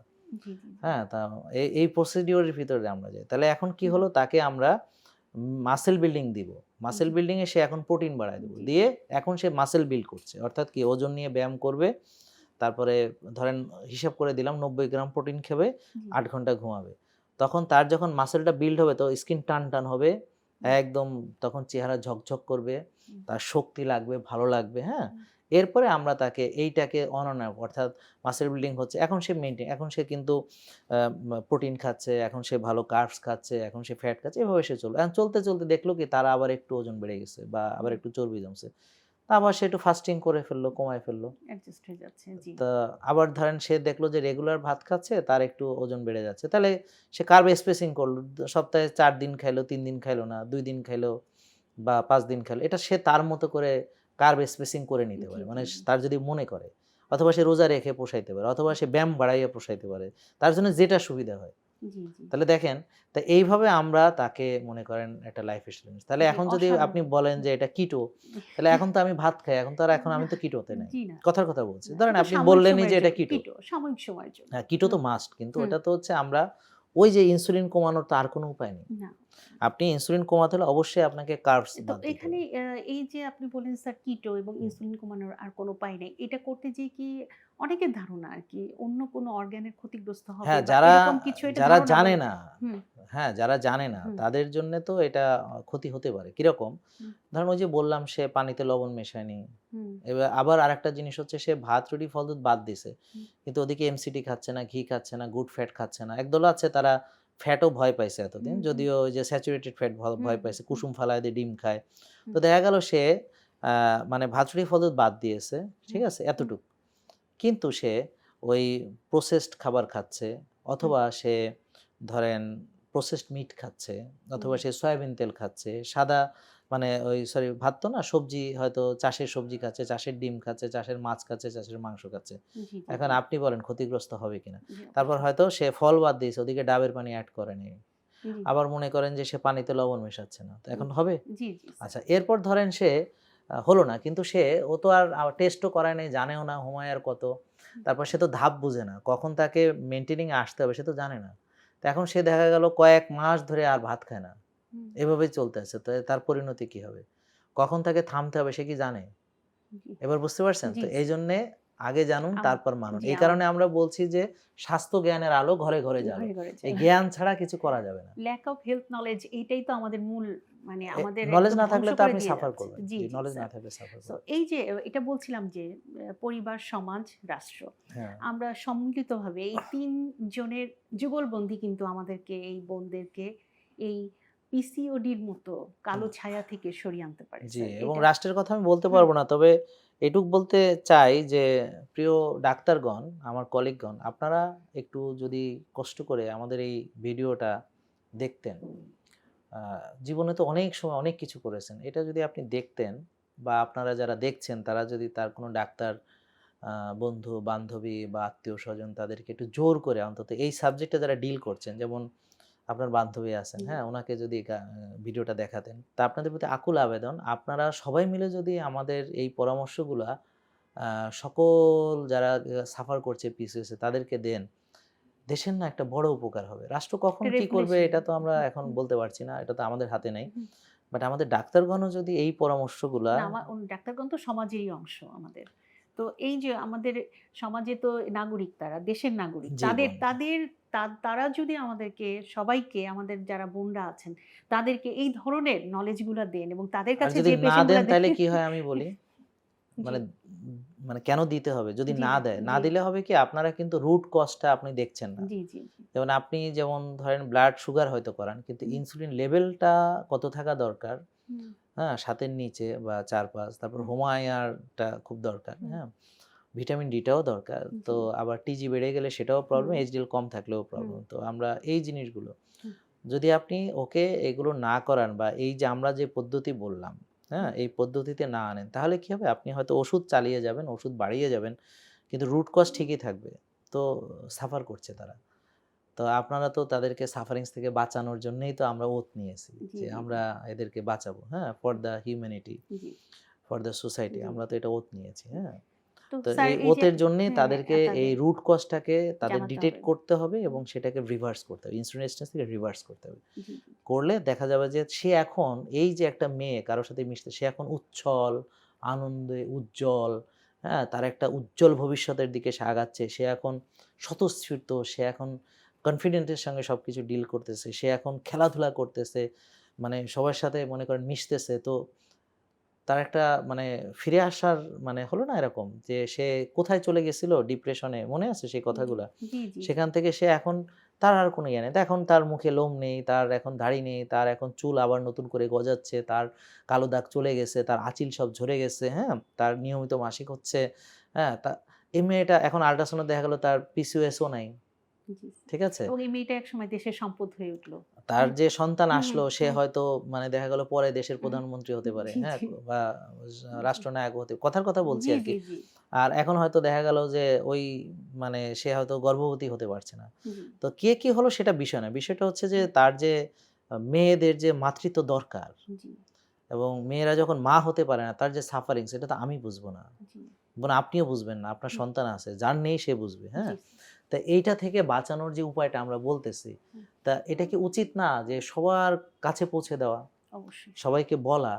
আর এখানে কোনো ওষুধ লাগছে না। মজার ব্যাপার হচ্ছে এটা। কোনো জি, ওষুধ জি, লাগছে কোনো না। অসুবিধা অনেকে যে আছে যে তারা ওজন খুব কম। কিন্তু হ্যাঁ, তার হ্যাঁ। পিসিওডি। এটা জি। কিন্তু সে সে ভাবছে যে আমার তো পিসিওডি নাই। হ্যাঁ, ওজন হ্যাঁ, কম আছে, আমি ঠিক হ্যাঁ, আছি। হ্যাঁ। কিন্তু নীরবে সেই রোগটা কিন্তু তার ভেতরকে ধ্বংস করে দিচ্ছে। জি। এই বিষয়টা যদি স্যার একটু বলতেন। হ্যাঁ, এইটা হচ্ছে ওই যে আমরা বলি উপর দিয়ে ফিটফাট ভিতর দিয়ে, হুম, হ্যাঁ? হুম, এরকম।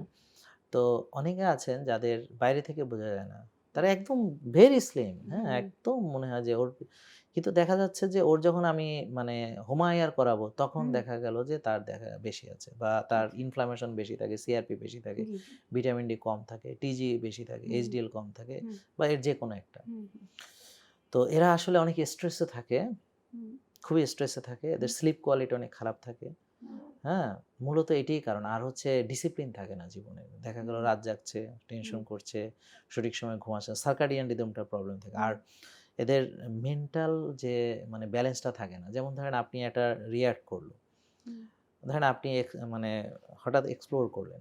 আচ্ছা, বুঝছেন? যেমন একটা মেয়ে সে ধরেন আমরা হিরোশিমা, নাগাসাকি, হ্যাঁ? এগুলো তো অ্যাটম বোম পড়ছিল। হুম, হ্যাঁ?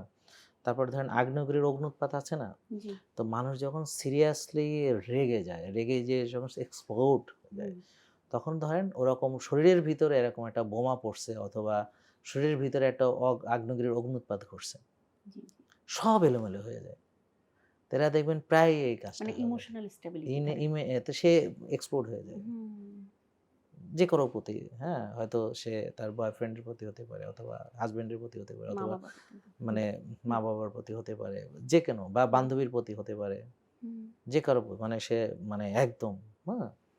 সিরিয়াস। তো এই ব্যালেন্সটা তাদের থাকে না। হুম, তো এই ব্যালেন্সটাকে মানে এই যে ধৈর্যের পরিমাণ বাড়ানো, গাবা বাড়ানো, হ্যাঁ? হুম, স্ট্রেস ম্যানেজমেন্ট এটা একটা অনেক বড় ইয়ে। হুম, তো এইজন্য তাদের কাজ করতে হবে যে তাকে বুঝতে হবে যে আমি এই এক্সপ্লোর যে হচ্ছি তা আমার এই যে অ্যাচিভমেন্ট আমি হুম। যে এত কিছু করছি এগুলো সব শেষ হয়ে যায় এক মুহূর্তের মধ্যে। স্যার আমরা তো শুরু করলাম যে প্রথমে সে অনেক কিছু খেলো না, বাদ হ্যাঁ, দিল খাবার। হ্যাঁ, হ্যাঁ, তারপরে সে কিছু খাবার অ্যাড করলো। হুম, তারপরে সে ফ্যাট অ্যাডাপ্টেশনে চলে গেল, অটোফেজি হলো। হুম, এরপরে একটা বিষয় খুবই গুরুত্বপূর্ণ, যোগা এবং ফিজিক্যাল এক্সারসাইজ। হ্যাঁ, এই হ্যাঁ। বিষয়টা নিয়ে একটু বলেন। হ্যাঁ, এটা এটা এটাই হ্যাঁ, বলছিলাম। এটাই। এটাই বলছিলাম হুম, যে ধরেন যারা শুকনা ওদেরকে আমরা কি হুম, করব? ওদের ইনসুলিন দেখে আমরা তাকে হুম, ভাত রুটি ফল দুধ বন্ধ করব ঠিকই। হুম, কিন্তু তাকে সবজি, ডিম, মাছ, মাংস সবসময় একটা ভালো পোর্শনে দিব হুম, যেন তার স্বাস্থ্য আরো কমে না যায়। আচ্ছা। সে যেন আরো শুকায় না হুম, যায়। এইজন্যে তাকে হুম, ওই যেটা নিষেধ সেটা নিষেধ। কিন্তু যেটা খেতে দিছে ওটা কিন্তু ১ম থেকেই তাকে মাসল বিল্ডিং এর দিকে নিয়ে আসবে। একদম আচ্ছা। From the very beginning. Hmm, বুঝেননি কথা? জি, জি, কারণ তার তো মাসল নাই। জি। বুঝতে পারছেন? তার তো মাসল নাই। হুম, তো তাকে ভালো প্রোটিন দিব তার যেন ওজনটা আরো কমে না যায় তাকে এজন্য ১ম থেকেই মাসল বিল্ডিং এ দিতে হবে। মাসল বিল্ড আর করতে হবে। তাকে মেইনলি ফোকাস করতে হবে এই যে আপনি বললেন ইয়োগা, হুম, হ্যাঁ? যেগুলো তার জন্য ইজি এবং হুম, তার শ্বাসের নিয়ন্ত্রণ যেখানে আছে, হ্যাঁ? হুম, তারপর শ্বাসের ব্যায়াম, তারপর হুম, ঘাসে হাঁটা, কফি এনামা করা, হুম, রোদ লাগানো, হ্যাঁ? তার যে ভালো লাগার কোনো কিছু করা, সে যদি ছবি আঁকতে ভালোবাসে বা অন্য কোনো কিছু তার কিছু প্যাশন আছে এটা। আমরা কিন্তু ভুলে যাই। যেমন ধরেন আপনার জীবনে আপনি অনেক কিছু ভুলে গেছেন যেটা আপনার শখ ছিল, হ্যাঁ? তো আপনি এই রিয়েলিটির জাতাকলে, হ্যাঁ? অথবা আমাদের যে এই সমাজের ভেতরে আপনি একজন মা, আপনি একজন স্ত্রী, আপনার আরো অনেক কর্ম আছে। তা এই যে এটা আপনাকে দেখা গেল আপনার অনেক স্বপ্নকে হত্যা করে দিয়েছে। জি, হয় কি আমরা এটা একটু ভিন্ন আলোচনা কিন্তু এটা প্রাসঙ্গিক। জি, প্রাসঙ্গিক কেন বলছি? আমরা হয়তো আমার বাবা-মার পছন্দ সন্তানের উপর চাপাই। এটাও কিন্তু পিসিওএস এর আরেকটা কারণ। বিশেষ করে চিকনা পিসিওএস দের। আচ্ছা। এটা খুব বড় একটা কারণ। কারণ হচ্ছে যে ধরেন ওর বাবা চায় ডাক্তার হবে বা মা চায় ডাক্তার হবে বা ইঞ্জিনিয়ার হবে। ও তাদের স্বপ্নকে বাস্তবায়ন করতে যেয়ে নিজেকে সে শেষ করে ফেলতেছে। আচ্ছা। বুঝতে পারছেন? আমরা এবং যখন সে ওটা ছুঁতে পারে না তখন সে আবার শেষ হয়। হ্যাঁ, বুঝতে পারছেন? তো এইজন্য এই জিনিসগুলো আসলে আমি আমার বাচ্চাদেরকে কখনো বলি না, "বাবা, মা তোমাদের এই হতে হবে, সেই হতে হবে।" আমি বলি যে, "তোমরা ভালো মানুষ হলে আমি খুশি। তোমাদের কিছুই হতে হবে না। তুমি একটা ভালো মানুষ হও।" তাই না? জি। তো এটা একটা খুব বড় ব্যাপার। হুম, তো ওই কেউ স্বপ্ন অ্যাচিভ করতে গিয়ে সে পথচ্যুত হয়, বুঝতে পারছেন? হুম, আর কেউ স্বপ্ন হারায় বলে সে পথচ্যুত হয়, কেউ পারে না বলে, হ্যাঁ? তো এই হচ্ছে যে মানে জাতাকল আরকি, হ্যাঁ? জি, বাস্তবতার যে জি। এটা জাতাকল খুবই একটা মারাত্মক বিষয় স্যার, জি, যে বাবা-মা খুব কম্প্যারিজন এ চলে যায় ছেলেপেলেদের নিয়ে, হ্যাঁ, যে হ্যাঁ। এটা করতে হবে, ওটা করতে এবং হবে, আপনি প্রেশার একটা দিবে। জিনিস হুম, খেয়াল করেন বোন, হুম, আপনি যে আজকে আপনি, তার হুম, জন্য দেখেন যে আপনি নিজে কতটা কি চেয়েছিলেন সেটা হুম, কিন্তু নাই। হুম, আপনার পরিবার চেয়েছিল, আপনার বাবা-মা চেয়েছিল, আপনার শ্বশুর-শাশুড়ি চাচ্ছে, আপনার হাসব্যান্ড চাচ্ছে, আপনার সন্তানরা চাচ্ছে। তো এই সবার চাওয়াটাকেই আপনি কম্প্রোমাইজ করে আপনি এখন আজকের আপনি। জি, ঠিক? জি, সবাই এরকম। বুঝতে পারছেন? আমার স্বপ্নটা আমরা ভুলে যাই একসময়। ওই স্বপ্নটা দেখতেও ভুলে যাই, ওই স্বপ্নটা আমাদের হয় না। কিন্তু আমরা কি করছি ওই আমাকে ওই সবার চাপে পড়ে আমি পরিবেশ কি চাচ্ছে, পরিস্থিতি কি চাচ্ছে, পরিবার কি চাচ্ছে, সমাজ কি চাচ্ছে, এটাও কিন্তু একটা বিরাট ফ্যাক্টর যেটা ওরা কাউকে বলতেও পারে না। জি, হ্যাঁ? এটাও সাফার করে। তো এইজন্যে ওদের এই মেন্টাল স্টেবিলিটির জন্য ওকে ঠিক আছে আমার কি দরকার? আমরা তো আখিরাতে সফল হতে চাই। আমাকে ভালো ইবাদত বান্দেগি করতে হবে। হ্যাঁ? আমাকে নামাজ ঠিকমতো আদায় করতে হবে। তো নামাজ আদায় করার ব্যাপার আসলে এই কারণে যে একটা মেয়ে সে যদি ওয়াক্ত মাফিক নামাজগুলো পড়ে আউয়াল ওক্তে তখন কি হবে? তার সার্কাডিয়ান রিদম অটো ঠিক হয়ে যাবে। জি, জি, সে কি করবে? ফজরের সময় উঠবে, হ্যাঁ? তারপর সে এশার পরে ঘুমাবে। একটা সুন্দর রুটিন চলে আসে বা তাহাজ্জুদ পড়লো, আল্লাহর কাছে চাইলো, "আল্লাহ তুমি আমার অবাঞ্ছিত লোম দূর করে দাও। আল্লাহ তুমি আমার গর্ভে সন্তান দাও। আল্লাহ" হুম, তাহাজ্জুদের সিজদা দিয়ে জি, সে জি, বলল। ফজর পড়লো, জোহর পড়লো, হ্যাঁ? এরকম সে তার আর এরপর রোজা রাখলো, আল্লাহর কাছে চাইলো যে, "আল্লাহ রোজা রাখছি, আল্লাহ হুম, তুমি আমাকে সুস্থতা দাও।" জি, জি, হ্যাঁ? এতে মনের প্রশান্তি আসে। জি, আমি বোন একটা কথা বলি প্রিয় দর্শক, দেখেন এটা আমার একদম বাস্তব জীবনের অভিজ্ঞতা, এটা আমার মনের কথা। সেটা হলো আপনি যদি আপনার সৃষ্টিকর্তার সাথে কানেক্টেড না থাকেন, আপনি যাই করেন আপনি শান্তি খুঁজে পাবেন না। জি, স্যার। হ্যাঁ? তো এইজন্যে আপনার কানেক্টেড থাকতে হবে। আর কানেক্টেড থাকার জন্যে তিনি যেমন পছন্দ করেন তেমনি হালাল তৈব খাওয়া, ৩ ভাগের ১ ভাগ খাওয়া, রোজা রাখা, ওয়াক্ত মাফিক নামাজ পড়া, কল্যাণ কাজ করা। যেমন আমরা এই যে কাজ করছি এটা কল্যাণমূলক। বোন তার সময় গুরুত্বপূর্ণ সময় থেকে তিনি এইখানে সময় দিয়েছেন সেটা কল্যাণমূলক। এই কল্যাণ জ্ঞান আপনারা যদি এটা শেয়ার করেন, ছড়ান সেটা কল্যাণমূলক। জি, হ্যাঁ? যেটা আপনি এক ক্লিকেই শেয়ারটা করতে পারেন। হ্যাঁ? জি, এতে কিন্তু একটা মেয়ের জীবন বেঁচে যেতে পারে। জি। আ এই এটা জিনিসগুলো জ্ঞান এটাও একটা বিতরণ হ্যাঁ, সাদাকা স্যার। সাদাকা একজন ২ জন মানুষও যদি ফিরে আসে, ২ জন ফিরে আসে। হ্যাঁ, মেয়ে বোনও যদি আশার আলো দেখে, স্বপ্নটাকে বাস্তবায়ন হ্যাঁ, করতে পারে, হ্যাঁ, হ্যাঁ। সেটাও একটা সাদাকা। এটাই আরকি। হুম। তো এইটাই আমি বলব আরকি যে আপনারা এই বিষয়গুলো সবার মাঝে শেয়ার করবেন এবং এই স্বাস্থ্য জ্ঞানের আলোটা আমাদের ঘরে, ঘরে জ্বালতে ঘরে হবে। এটা স্যার একদম প্রচুর শেষ আমাদের পর্যায়ে একটু হ্যাঁ, আপনি একটু বলবেন ছোট হ্যাঁ, করে হ্যাঁ। আমাদের তরুণ-তরুণী কিশোরীদের উদ্দেশ্যে যদি কিছু আপনার গুরুত্বপূর্ণ কিছু কথা থাকে? জেন জি যারা তোমরা হুম, এখন হুম। ভালো আছো, সুস্থ আছো, জি, হ্যাঁ? যাদের এখনো কোনো রোগ নেই। তোমাদের ৩ টি মাত্র উপদেশ। একটা হলো তোমরা রিয়েল ফুড, ক্লিন ফুড ভালো খাবারটা খাও। আর হচ্ছে তোমরা ভালো ব্যায়াম করো বা খেলাধুলা করো। আর হচ্ছে তোমরা একটু সময় মতো ঘুমাও, ভালো ঘুমাও। এই ৩ টা মানো দেখবা তোমরা অনেক কিছু থেকে বেঁচে গেছো। আর যাদের এটা সমস্যা হয়ে গেছে তাদেরকে অনুরোধ করব আপনারা 09678242404 এই নম্বরে কল দিয়ে আমাদের এই যে আফতাবনগর নূর টাওয়ার এখানে এসে আপনার এই যে রিপোর্টগুলো করিয়ে আমাদের ফ্রি ডাক্তার, ফ্রি পুষ্টিবিদের পরামর্শ, আমার সেশন, এই আলোচনাটাও ফ্রি, আমার লাইভ সেশন ফ্রি। তারপর আপনাকে ব্যায়াম সব শিখিয়ে জি, দিবেন কি, জি, কি দরকার, হ্যাঁ? তারপর হচ্ছে আপনি পরবর্তীতে বাসায় গেলে আপনার খোঁজ খবর রাখবেন হেলথ কোচ, হ্যাঁ? ফোন দিয়ে সম্পূর্ণ ফ্রি সার্ভিসগুলো। তা এতে করে আপনি দেখেন এখানে এসে এটা সুস্থ হতে পারেন অথবা আ বিশ্বাস না হলে আপনি ওই যা আমি বলেছি কিছু আমল করে শুরু করেন। জি, হ্যাঁ? হয়তো আপনি প্রসেস ফুডটা বাদ দেন, খাবারটা ঠিক করেন, একটু রোজা রাখেন, একটু ব্যায়াম করেন। হ্যাঁ? তো দেখেন একটু রোদে যান, ঘাসে হাঁটেন কেমন লাগে? যদি মনে করেন হ্যাঁ, খুব ভালো পজিটিভ পরিবর্তন হচ্ছে, তাহলে আসেন। কিন্তু আসাটা কেন দরকার? কারণ হচ্ছে ওই ধাপগুলো যে সে বুঝবে না জি, যে কখন তার কোন জিনিসটা দরকার, যে কখন ফ্যাট অ্যাডাপ্টেশন আসলো, হুম, কখন তাকে ফ্যাট বার্নিং হলো, কখন তাকে মাসল বিল্ডিং এ যেতে হবে, কখন তাকে মেইনটেইন এ যেতে, কখন কার্বসটা ঢুকাতে হবে। জি, এখন সে কার্বস ফ্রি ভাবে যদি অনেকদিন চলে তাহলে তো একটা গ্লাইকোজেন ডিপ্লেশন একটা পরে একটা সমস্যায় পড়তে পারে। সমস্যায় পড়তে পারে। হ্যাঁ, জি, এরকম আমি অনেককে দেখেছি। হ্যাঁ? তারা হুম, অনেকদিন না খেয়ে হঠাৎ করে একদিন দাঁড়াইতে পড়ে গেছে। তো এই জিনিসটা একটু জি, তাকে অবশ্যই। জন্য। আর হচ্ছে আপনারা ইয়োগা করতে পারেন। হ্যাঁ? বোন জি, তো অনেকে ইয়োগাতে সাহায্য করছেন। জি, আর উনি নিজেও ক্যান্সার থেকে সারভাইভ করে এসে আলহামদুলিল্লাহ তিনি মানব সেবার জন্য নিজেকে নিয়োজিত করেছেন এবং আপনারাও এই যাই করেন না কেন, আপনি যেই হন, আপনার ক্যাপাসিটি অনুযায়ী কিছু কল্যাণমূলক কাজ বললাম। সমাজের জন্যে, মানুষের জন্যে কিছু করার চেষ্টা করেন। জি, তাহলে দেখবেন আপনি অনেক ভালো থাকবেন। জি। অসংখ্য ধন্যবাদ স্যার। আসলে স্বাস্থ্য জ্ঞানের আলো ঘরে, ঘরে জালো। মূল বিষয়টি হচ্ছে এটাই এবং এর প্রতিপাদ্য বিষয় ২ টিকে আমরা হৃদয়ে ধারণ করে আমাদের অনুষ্ঠানটি চালিয়ে নিয়ে যাব।